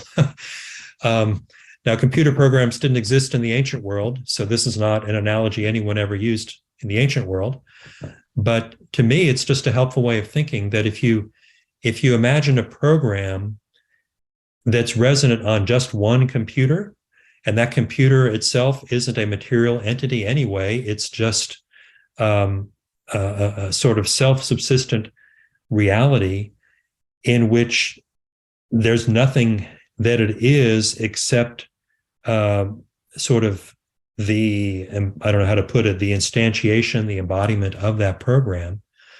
Well, then when that one computer exists alone, so to speak, then you would just say that computer is the program, or that there's no difference there between the program and the computer. But then if that computer, then you might say, begets a son, okay, you can see where this analogy is going, then you would have two different computers, both with the same program, both running the same program, okay, and therefore doing the same thing. And if there are three, then you'd have three hypostases. That would be then the term the Greek fathers would use, one ousia, one determinate intelligible content that expresses or is what they are, namely God. But it's present in three hypostases. But when it was present in one, which is sort of what, when you in the creed, when it refers to the begetting of the Son, it's sort of operating within that assumed context that the Father is there first, not temporally, of course, because this is happens before the ages, but causally, the Father is there and then begets the Son. So you're sort of envisioning the point at which there was just the Father. And within that context, you could say that the divine essence is the Father. But then, of course, that divine essence comes to be present in the Son as well, and then in the Holy Spirit. So you have three persons all sharing the one essence. So that's a bit of digression on that particular phrase in discussion in St. Athanasius. But I think it's important because otherwise it can be confusing, and you can end up accusing the fathers of equivocating and so on, which I don't think they're doing. I think they're dealing with this very flexible concept that I think we're in a good position to understand intuitively because we're familiar with how this works with programs, that you can have a program that's present in one computer or in many, and it's this exact same program. Yeah. What made me understand how this is very complex, right? The fathers, and like how it's important to understand what they're saying correctly, is reading Saint Cyril of Alexandria, because as you know, a lot of monophysites use him as their guy because he says a lot of things, because they say a lot of things that Saint Cyril himself says, and Saint Cyril of Alexandria says a lot of things that, if taken and read in a different context, is going to seem very difficult to argue that he is a Diophysite, right? Like, in a sense, it seems like outside of one work, which is a biblical commentary before the Nestorian controversy, there's not like an explicit statement of, for example, two natures. So if you're trying to do like magical, like, oh, does he say the magical word, right? Like this kind of like research, then you're going to be very disappointed with some of the things, right? What one needs to do, it's the same thing with the Bible, right? A lot of debates are happening about the Bible, but a lot of people treat certain passages by themselves without kind of like explaining the metaphysics or the presuppositions around it. And I think that's the biggest mistake a lot of people make in these discussions, is that if you want to understand, let the fathers speak for themselves, then you need to kind of listen to the presuppositions that they had in the first place. And I think that's going to make a lot of things easier in general. And as I said, like the same, like it's when you're reading this kind of stuff for the first time, like you're reading Saint Cyril of Alexandria and he says one nature of God, the Word incarnate, for the first time, you're going to be caught for a loop, right? That's going to take you out of, that's going to surprise you. It's like, what? That's crazy. How does that make any sense? That's interesting. You can either fall into the sensationalism, or you can just say, well, this is not easy, right? I mean, it's never supposed to be easy. If this was supposed to be easy, it will kind of go against the idea of, the knowledge of God being like this hidden treasure that we must seek and find. It's not something that's supposed to be easily accessible to everyone in the world. But the final question I had prepared, and after that we can move to the live chat questions. Let me I just add a think, quick comment on what you just yeah, said. yeah, Okay. That should not be at all surprising, because if you think of the word nature or natural as they work in English, they too have an incredible range of uses. And if you know the book called Studies in Words by C.S. Lewis, it's like 8 or 10 chapters. Each of them is on a different word and all the different meanings it can have. And the first chapter is on nature, and it's like 80 pages long. And he goes through why and how you get this vast range of meanings sort of emerging out of a single root idea.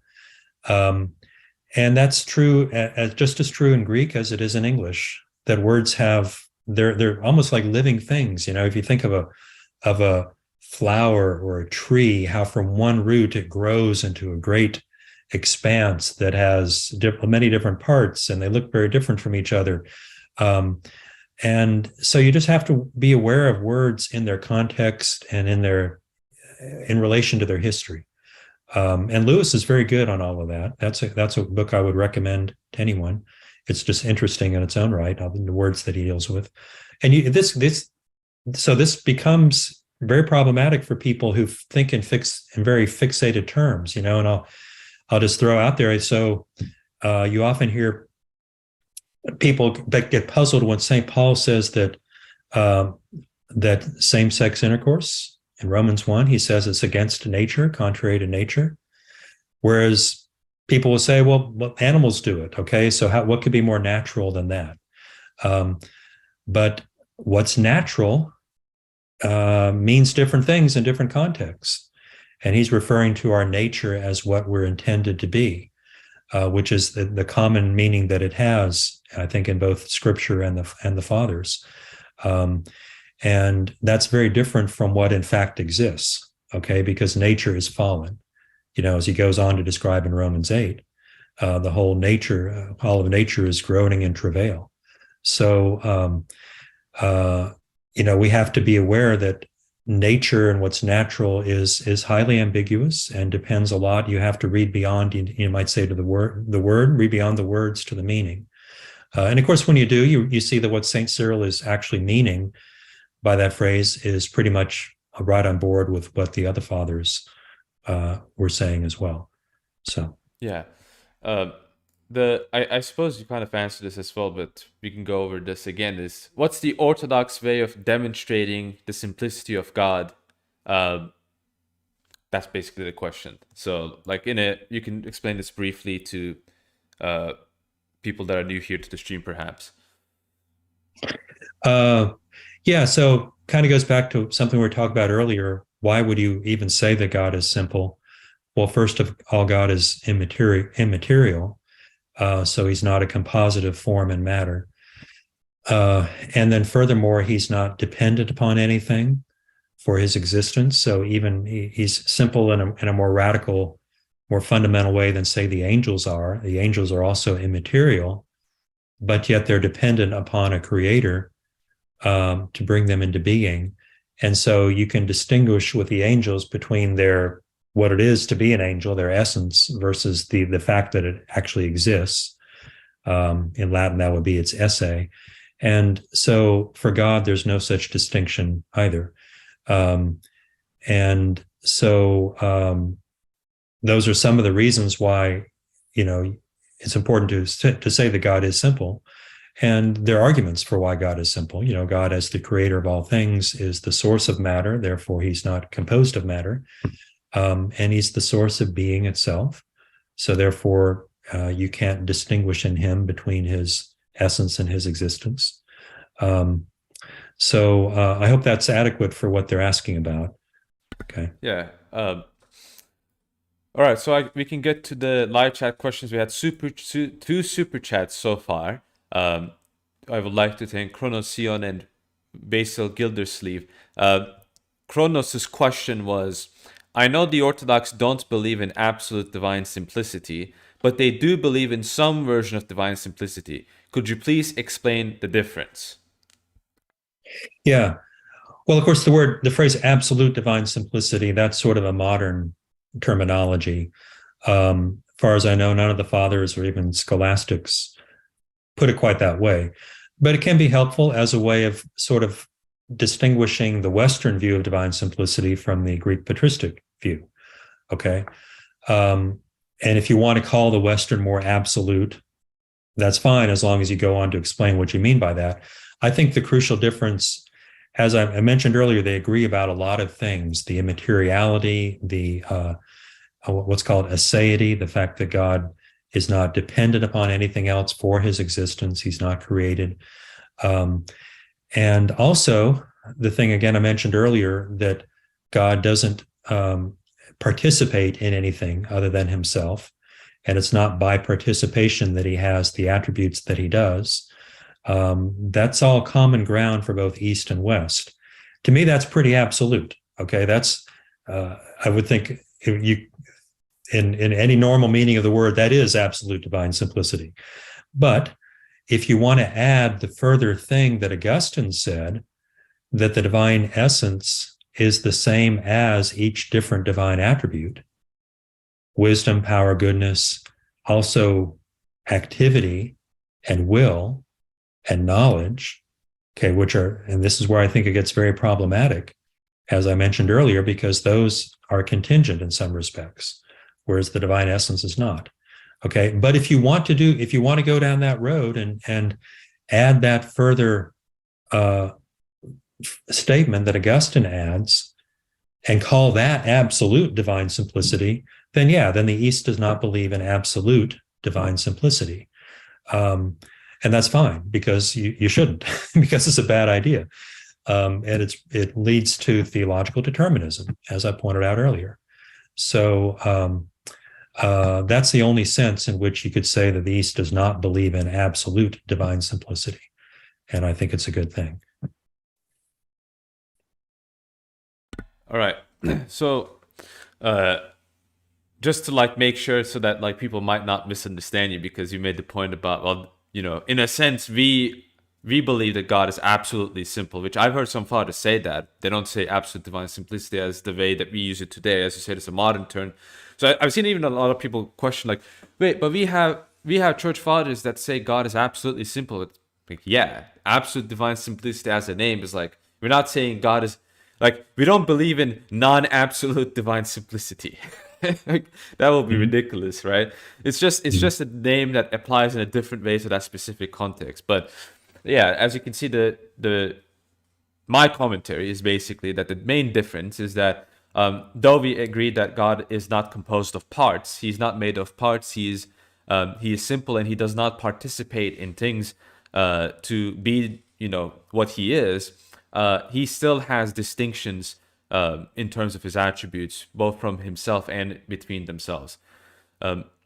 Basil asks £5 super chat. He asks, is the virtual distinction a good account of the distinctions among God's attributes when the virtual distinction assumes richness in the object, but God is absolutely simple? So I suppose he's asking from the more Thomistic account of virtual distinction.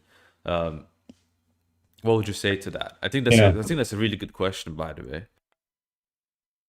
Well, yeah. So I'm not sure I totally understand the question, so virtual distinction, as I understand it, we're referring to virtus in Latin, power or capacity. So the ability to do something, and so a virtual distinction is the kind that is present in God insofar as he's capable of doing many things. So there's even for a Thomist, there's a virtual distinction between God's ability to create, and his ability to know, or to give life. Okay, so to some things he gives life, to others he doesn't, yet he knows all of them. So knowledge and giving of life are virtually distinct in God, but that distinction only arises because of the sort of a logically prior distinction among creatures. And the Thomist would want to say, but no, these are not actually different powers that can be distinguished in God himself. I assume that's the sort of thing this person has in mind. Yeah, he gave a definition from Wilner's Dictionary of Scholastic Philosophy. The definition of virtual distinction in this case is a logical or mental distinction between different aspects of only one essence or perfection, where the being is actually one and indivisible, but is rich enough to present various aspects of its reality to the mind. Sounds very similar to epinoia, but I will, from my vantage point, I will kind of ask, are these various aspects of of its reality, are they real? Or are they not? Yeah. Are they only real in the mind and not real in the external world? I think that's the crucial question, really. Yeah. Yeah. And that definition, I think, fudges on that a little bit, or at least doesn't commit itself to in virtue of what is the thing able to manifest itself in such a diversity of ways. Aquinas does say, when he talks about the divine attributes in the commentary on the sentences, he does say that the different names we give to God, like being and power and wisdom and goodness, have what's the term he uses? A foundation, I think, in the divine being, a foundation in reality. So it's not, sometimes people think that for Aquinas, these are just conceptual distinctions that we draw as creatures because we're incapable of understanding the true unity and being of God. But he does say, that the distinctions we draw have a foundation in God himself, a foundation in reality in God himself. But he doesn't sort of try to elaborate or explain that. So it ends up being a little unclear, and that's why Duns Scotus comes along a little later and says, so they're actually, he introduces this other kind of distinction called a formal distinction, that they're formally distinct from one another and from the divine essence. I think that's kind of taking advantage of this open question that Aquinas had left hanging out there that he hadn't really addressed. So I don't know, with all that said, getting back to the question, I want to say, if I understood the question correctly, I'm kind of inclined to say something like yes and no, because it is true that these different divine energies that we, in the Greek tradition, would distinguish, and say they are distinct from one another, power and being and goodness and life. They only become manifest as distinct when God creates. If insofar as you can envision the state of God prior to creation, which we really can't do, but let's try anyway, then it's not clear what it would mean to say that God's goodness and life and wisdom are distinct from each other in that sort of pre-creational state, except insofar as God knows them to be distinct, because he knows already that he can manifest them in different ways, right? If that's what you mean by distinct, then they're distinct, fine. But if what you mean is already manifested as distinct, then they're not until he creates.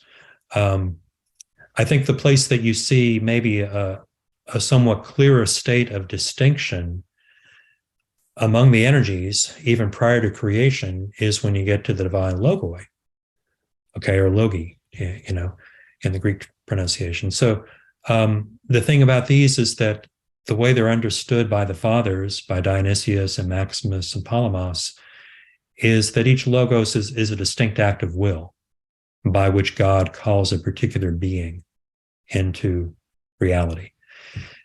And these exist prior to creation because they're that by which God creates. And they're sort of the divine intentions and acts of will by which he creates each individual thing. And they're distinct from one another as distinct acts of will. And they exist prior to creation. Now, they don't exist independently of creation. If God had chosen not to create then the divine logi of beings also would never have been. But since he does choose to create, they exist, and there's sort of the particular determination of the divine will that accompanies the act of creation. And it can be broken down into a plurality of acts of will. And that's how the fathers, I think about the logi. And then for Gregory Palamas, the logi are a form of the divine energy. So you do have that, and I think that's a case or sort of a context where there's a clear distinction among energies, even causally prior to the act of creation, although not totally apart from the act of creation. Now that's a complicated answer, but it's just because it's a complicated question. You know, what kind of distinctions can there be in God prior to creation? That's not something that you should be quick to just give a simple one for all answer to. You know, it takes a little clarification as to what do we mean by distinct, and what do we mean by prior to creation.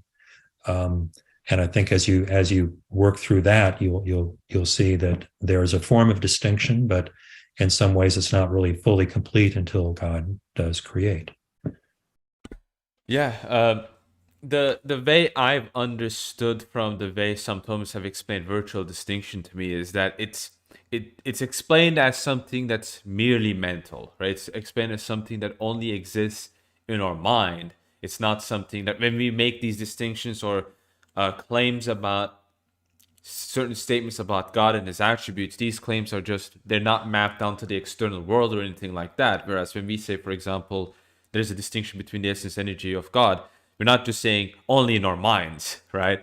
But see that, yeah. If they say that, they're really not being good Thomists, because Aquinas says that these distinctions have a foundation in reality.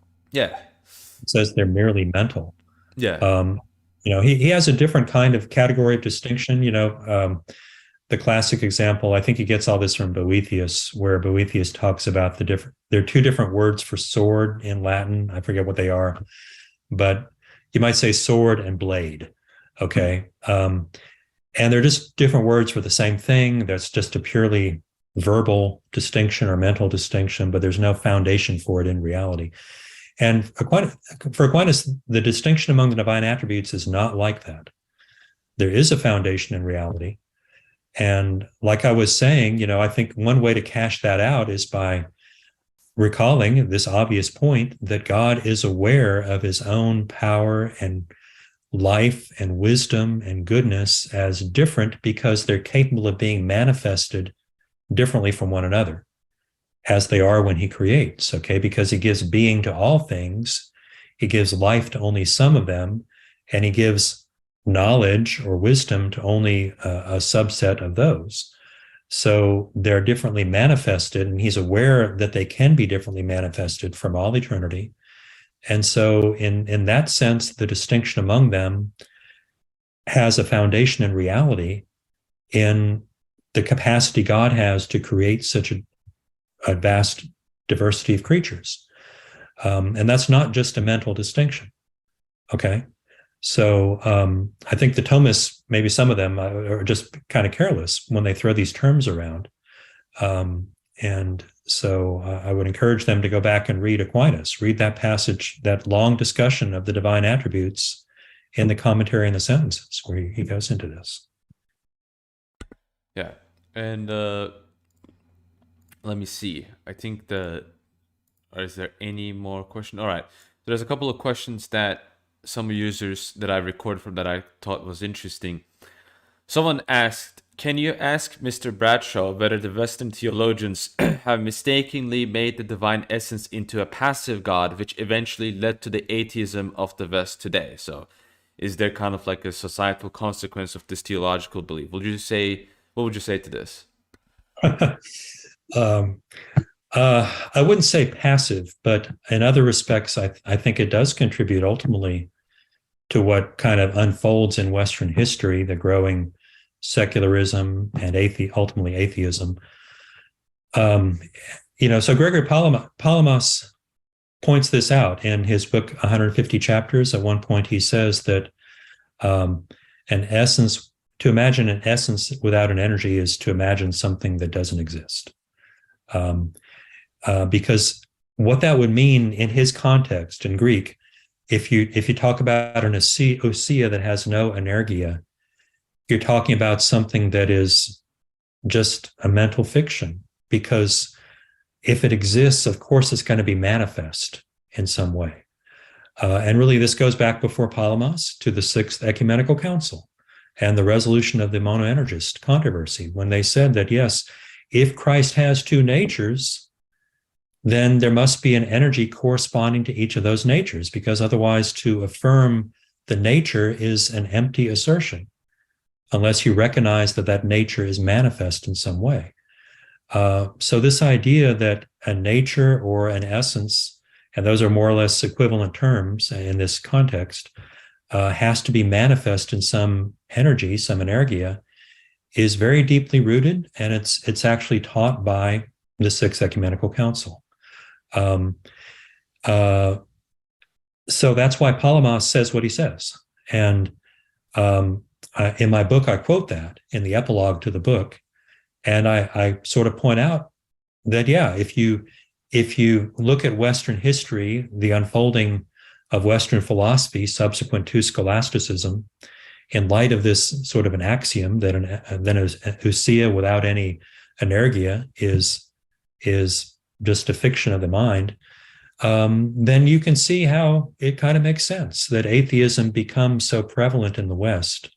Now, I don't think it's sort of like an immediate step. I think there's a long process of unfolding that takes place. And I think the theological determinism and the predestinarianism that's sort of present in Western theology all the way from Augustine on plays a big role in that it becomes more and more a kind of an albatross around the neck of Western theology, and leads to these really vicious and intense debates over things like predestination during the Reformation era. But even prior to that, if you look at late medieval scholasticism, the thing that caused the whole edifice to collapse was voluntarism in the 14th century. And I mean, this is a complicated story. Maybe it's too much to get into right now, but I think a lot of those problems that were endemic to Western scholasticism that you see unfolding and leading ultimately to collapse and then to the rise of modern thought, modern philosophy, only arise because they don't have this distinction, and therefore they're working with a version of divine simplicity itself that I think is too simple. It's too unqualified in the sense that they get it all from Augustine. And so I do think that has consequences. Absolutely. Yeah, I definitely agree. Pretty much everything you said. It's a point that I myself make. I mean, eventually the logical conclusion of this kind of theology is that you can't really have an actual access to God outside of conjecture. And conjecture is usually not a good basis that you want to have when it comes to interacting with God. Another question that was asked: could you say God's power and control is the same as God's potential / dunamis and act / actuality / energia? God's power and control.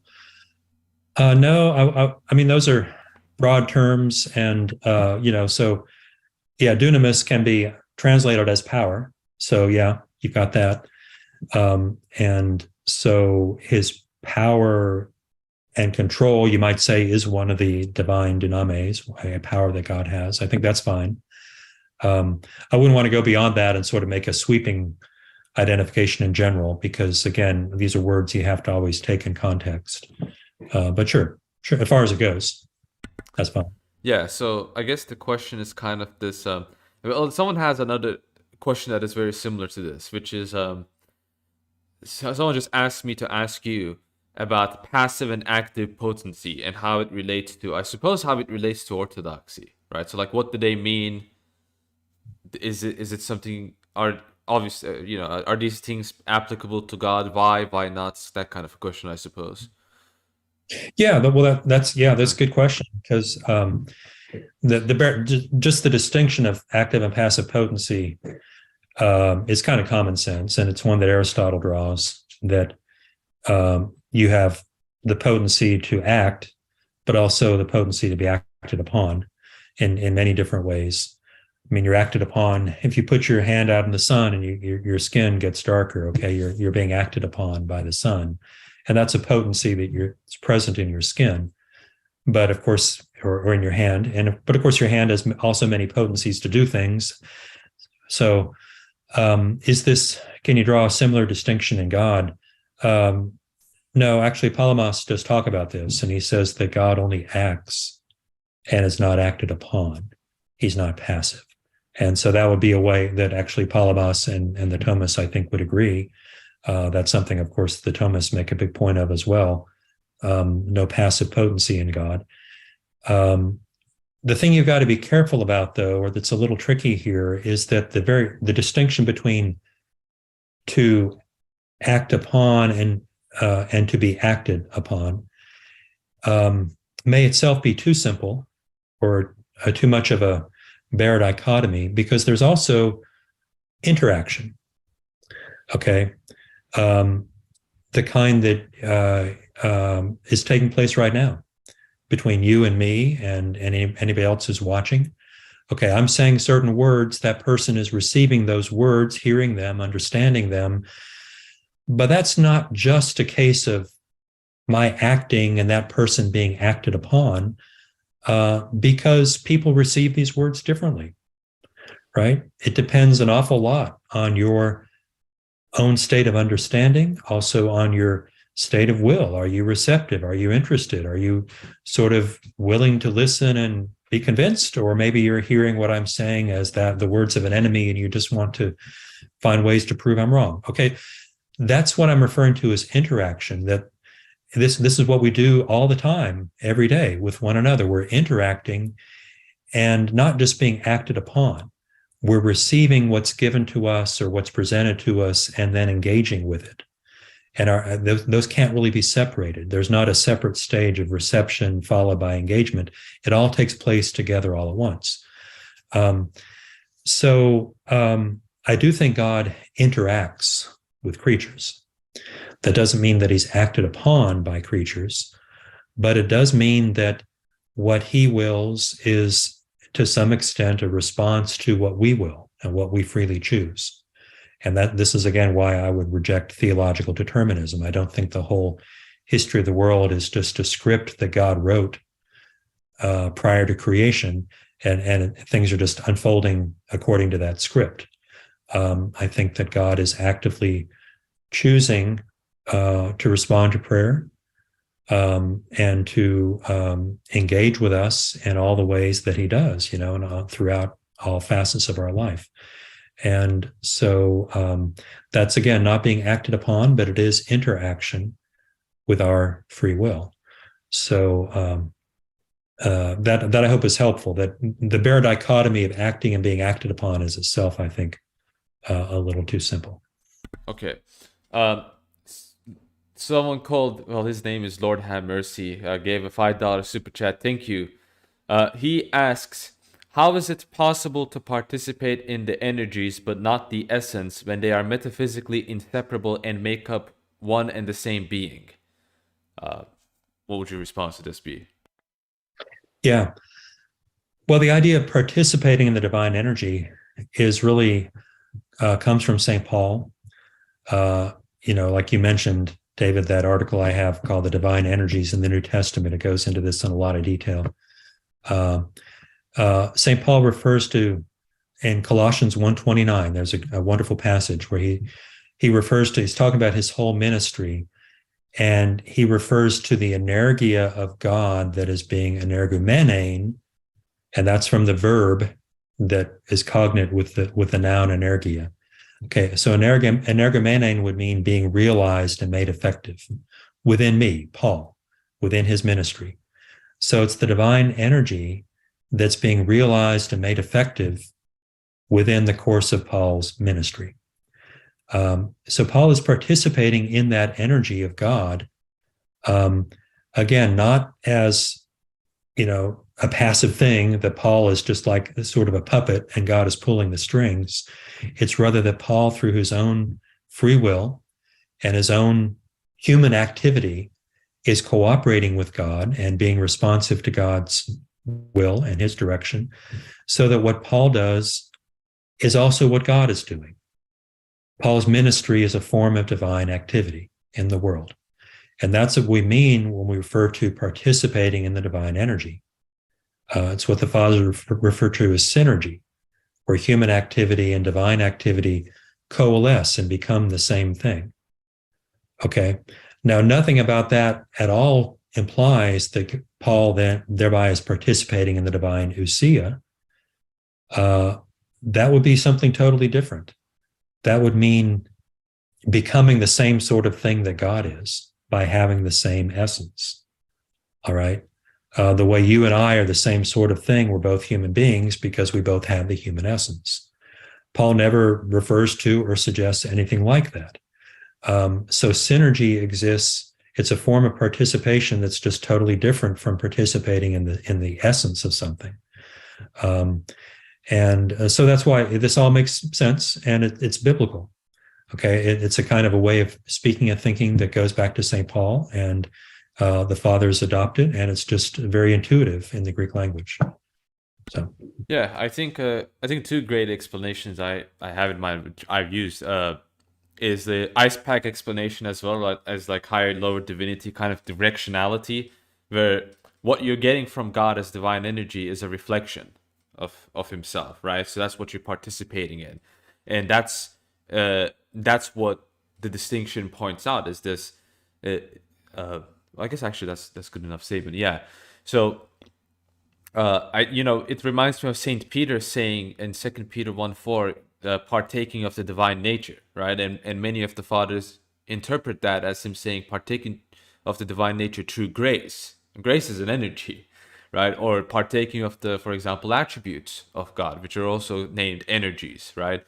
The life of God. And so that's the point and purpose of that kind of language, is that we must also understand that inseparability does not, like, a good example will be Christology, right? The two natures in Christ, humanity and divinity, are inseparable, but we still use a language, for example, that Christ in his humanity died and suffered on the cross, right? That's an acceptable language to use.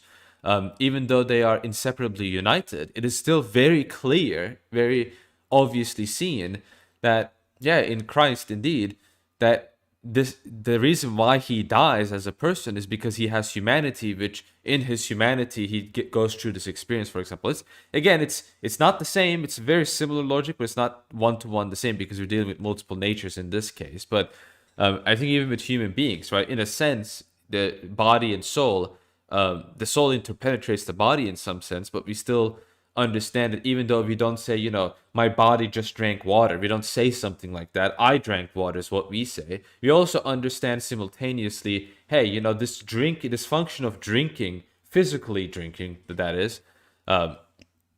is something that we do because we have a body and it's proper to our body. I think the logic is also very similar here. So the next question I have, and I'm gonna have to go through this quickly, because in a couple of minutes I have another stream to jump to. So I wish we could do this for longer, but we can. I definitely would like to have you on for another time if you have the time as well. Hopefully you enjoyed being on my channel and presenting, just having this dialogue as well. Another question is, in the epilogue of your book, it says that the Thomistic/Augustinian view of simplicity led to a sphere of natural reason independent of revelation in the post-schism West. Can you elaborate on this? Yeah. Well, I mean, the epilogue, I think, does try to elaborate, but also I cite there some authors like Marie Dominique Chenu, I think, is one, and R.W. Southern is another, who talk about how naturalism, you can see it developing, beginning in the 12th century in the West. I mean, prior to full-blown scholasticism, maybe as scholasticism itself is beginning to develop with people like Abelard. And how is that related to the Augustinian Thomistic understanding of divine simplicity? So the basic idea, and again, I mean, you read the book for more detail, but the basic idea is that if you have the essence energies distinction, then you have a way of thinking about and understanding how God is present in creation, and it truly is God. It's the divine energies which truly are God, okay? God as he is active and manifest, that constitute the being and the goodness and the life and the wisdom and the power and so forth of creatures. And so God is, you might say, immediately present in creation. And therefore, one thing I talk about in the book is that the theophanies of Scripture, like the pillar of flame in the wilderness and the burning bush and the tongues of flame at Pentecost, those were understood by the fathers as the visible appearance of God, okay? They're not just creatures, whereas Augustine says they're creatures. And the reason he has to say that is because he's got this radical or very sharp distinction between the divine essence, and anything that truly is God is the divine essence. And then the other possibility is that something is a creature. And those are the only two possibilities there are. If it's God, it's the divine essence. Otherwise, it's a creature. And the theophanies are not the divine essence, so they must be creatures. And what you get, that's sort of encapsulating in this particular case of the theophanies, but it's also sort of expressing a broader view that God is not immediately present in creation. Creatures there's a sharp chasm, in a sense, between God and creation. And you don't have that category of the divine energies to give a name to and express God as he is present within creation. Okay. So there's, I think, a sense in which the immanence of God to creation kind of, you lose sight of it. And it's not that they want to deny it, right? It's just that they don't have the right terminology to express it fully. And that does have consequences. And it does lead, and again, I would refer you to these authors that I cite in the epilogue for a lot of detail about this, but it does lead to a way of thinking in the 12th century and later, in which they come to more and more sort of focus on nature as a self-subsistent reality. Not that they ever would deny that God upholds nature in existence. Okay, that's definitely an affirmed tenet of Roman Catholic scholastic teaching. But nonetheless, you get the idea, that nature can be understood in its own right and studied at that level, so to speak. And that's what these historians, people like Southern and Chanou and others, refer to as the rising naturalism of the late Middle Ages.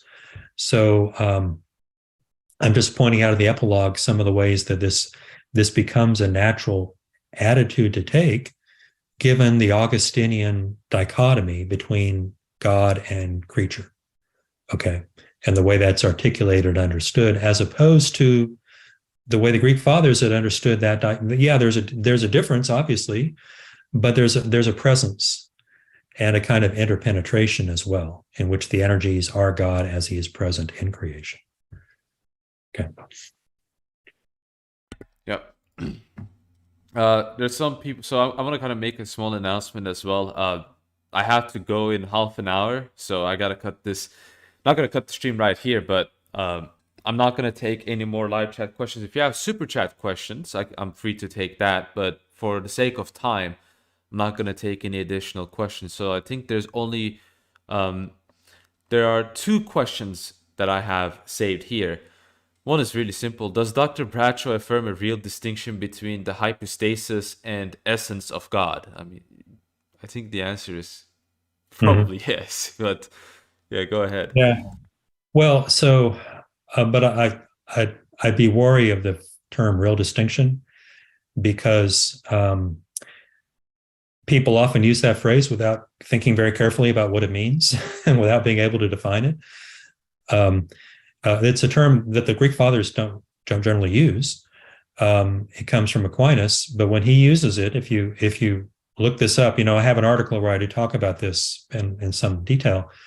And for him, it's kind of a state of art, okay? And it refers to the kind of distinction there is between two things that are opposed by some relation of opposition or of origin. And he has in mind a case like the Father and the Son, who clearly are distinct as Father and Son by that relation between, which is a relation of origin and also of opposition, okay? And there's a similar distinction between either one of the Father and the Son and the Holy Spirit. So in Latin theology, there's a real distinction between the three persons, or among the three persons, between any two of the three persons. But there's not a real distinction between any one of the persons and the divine essence. Now, into Greek ears, sort of Greek patristic ears, that sounds strange, because clearly the hypostases, each hypostasis is different from the ousia, okay? Because the ousia is shared by the three hypostases. And it's what they have in common, whereas they're different as hypostases. But you just have to understand what the Latins are referring to when they use this term real distinction, okay? So if you mean, is there a relation of opposition between a person and the essence? Well, no, there's not, actually. Not in the same way there is between the Father and the Son. So no, there's not a real distinction in that particular technical sense between the person and the essence.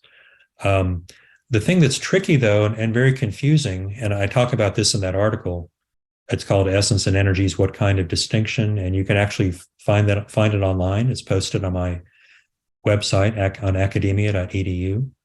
The thing that's confusing is that after Aquinas, the later Thomists come to use that term real distinction in a quite different way to mean a distinction that would that holds or would be present independently of its being cognized by a created intellect. So a distinction is only real if it's sort of present in the nature of things independently of the created mind. Okay. And the reason they come to use the term in this way, as far as I could ever make out, is because, there was this distinction, this controversy rather, that arose shortly after the death of Aquinas. What kind of distinction is there between essence and existence in general? And this is an issue that Giles of Rome brought up, and he had a certain teaching about that was contrary to the teaching of Aquinas, and it led to a big controversy.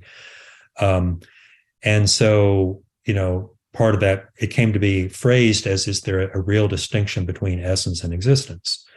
And that's that when you are using the phrase real distinction in that sort of a way, you're going to be using it not the way that Aquinas himself used it, but rather in this other way.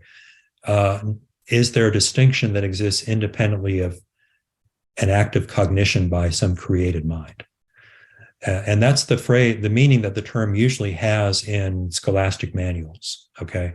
And I cite some of those in my paper. You can look all that up in that paper. Is there a distinction of that kind between any person of the Trinity and the divine essence? Well, yes, there is, because they would be distinct and even independently of creatures, the existence of creatures. Of course they would, because the distinction, three persons, one essence, would hold even if God had never created. And it's totally unaffected by the act of creation and by our being aware of the distinction. So it all depends on what you mean by real distinction, okay? And I'd urge everyone who uses that phrase, don't use it without defining what you mean, okay? Because people use it without defining it, and it leads to all kinds of needless controversy and confusion that doesn't have to be there. But it's a very confusing term, and you really have to define it. Yeah, and like there's also like the difference between like real distinction major and real distinction minor that also like is really important. But yeah, the point about like the yeah, like Thomas does say that there's a real distinction between the persons in the Trinity, but they're all identical to the essence, which I think that's not only to the Greek patristic, I think that's just kind of like a question mark for most people. It's something that seems very difficult. The logic is there. Like I can kind of understand. It's the same lot. Like it's the same thing that Saint Augustine is trying to safeguard. I understand because saying they're not in their kind of metaphysic would be to say that they kind of participate in the essence in an external way, which, believe it or not, was actually a dispute in the Monophysite East between, I think, Damian and Peter, right? Damian of Antioch and Peter of Alexandria. Might have been different places, but they actually had this discussion, and one of them argued that the persons of the Trinity are divine by participating in the divine essence, like kind of like this theology. I Right, think the tritheism. yeah. Right. So it's something that has precedence, and I can understand kind of like why they will want to move to that direction. But it's certainly not something anyone who has read the Cappadocian Fathers, especially, it's not something that someone who has read them will kind of see that and say that makes sense. I don't think that really makes a lot of sense, at the very least. But I think is yeah. No, I'll just throw in another plug for my analogy with the program, because you wouldn't say that the computer participates in the program. The computer exemplifies or instantiates the program, maybe that it and the program is present in it and makes it what it is. That's all fine, but to talk about participation is to presuppose that the thing being participated in already exists independently of the participant. Okay, that's the Platonic meaning of the term. He's thinking of the relationship between forms and sensible objects, and that's not the relationship you have between the divine essence and the persons of the Trinity. The divine essence never exists independently of the persons of the Trinity. So that's why the fathers would never say that the persons participate in the divine essence.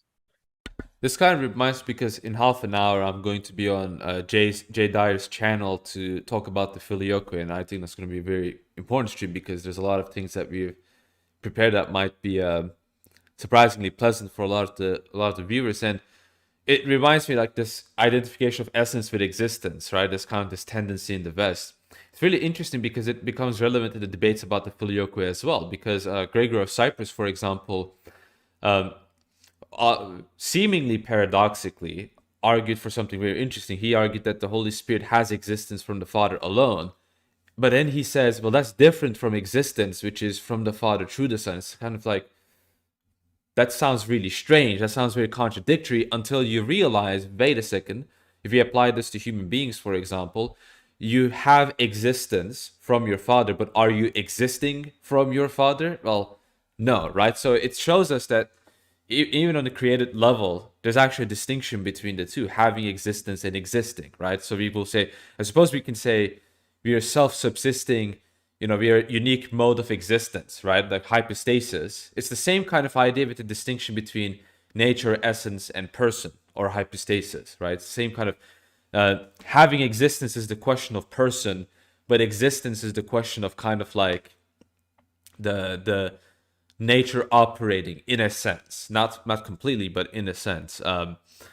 So I think that's something that I think is another thing that's missed in these discussions. But one final question, as I can't get to the more questions because I'm running out of time here. One final question that was asked, well, actually a long time ago in the stream.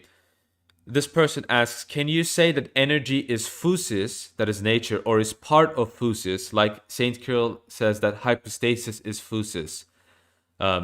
Also, against Eunomius, Gregory of Nyssa says that there's nothing uncreated but his nature. What is the response to this? I kind of gave the response to this in the chat, but I'd like Yeah. to get this question to you as well. Yeah, it's a good question because the word fusus, like I was saying a while ago, is a term that can mean different things. And you really have to look at it in context. So I think sometimes you would say that the energy is sort of part of, or at least it's the active I don't like the word part, but it's the active manifestation of the nature. For instance, in that verse from Second Peter that you mentioned, 2 Peter 1:4, that we are partakers of the divine nature. The fathers understand that as not that we're participating in the divine Ousia, which would make us the same sort of being God is, but that we're sharing in God's activity, his energy through synergy, and therefore share, like St. Paul was. Like I mentioned, St. Paul is a great example of this, that kind of synergy in which his whole ministry is a way that God is being actively present in the world. So that's, you might say, fusus in the broad sense. There's also, though, often the fathers will use fusus just as a synonym for ousia. Like, I think if you look at the Dialectica of St. John of Damascus, when he defines it, I think, if I recall correctly, that's pretty much what he does, is just to equate these two terms. And that was more common in the context of Christology and the Christological debates.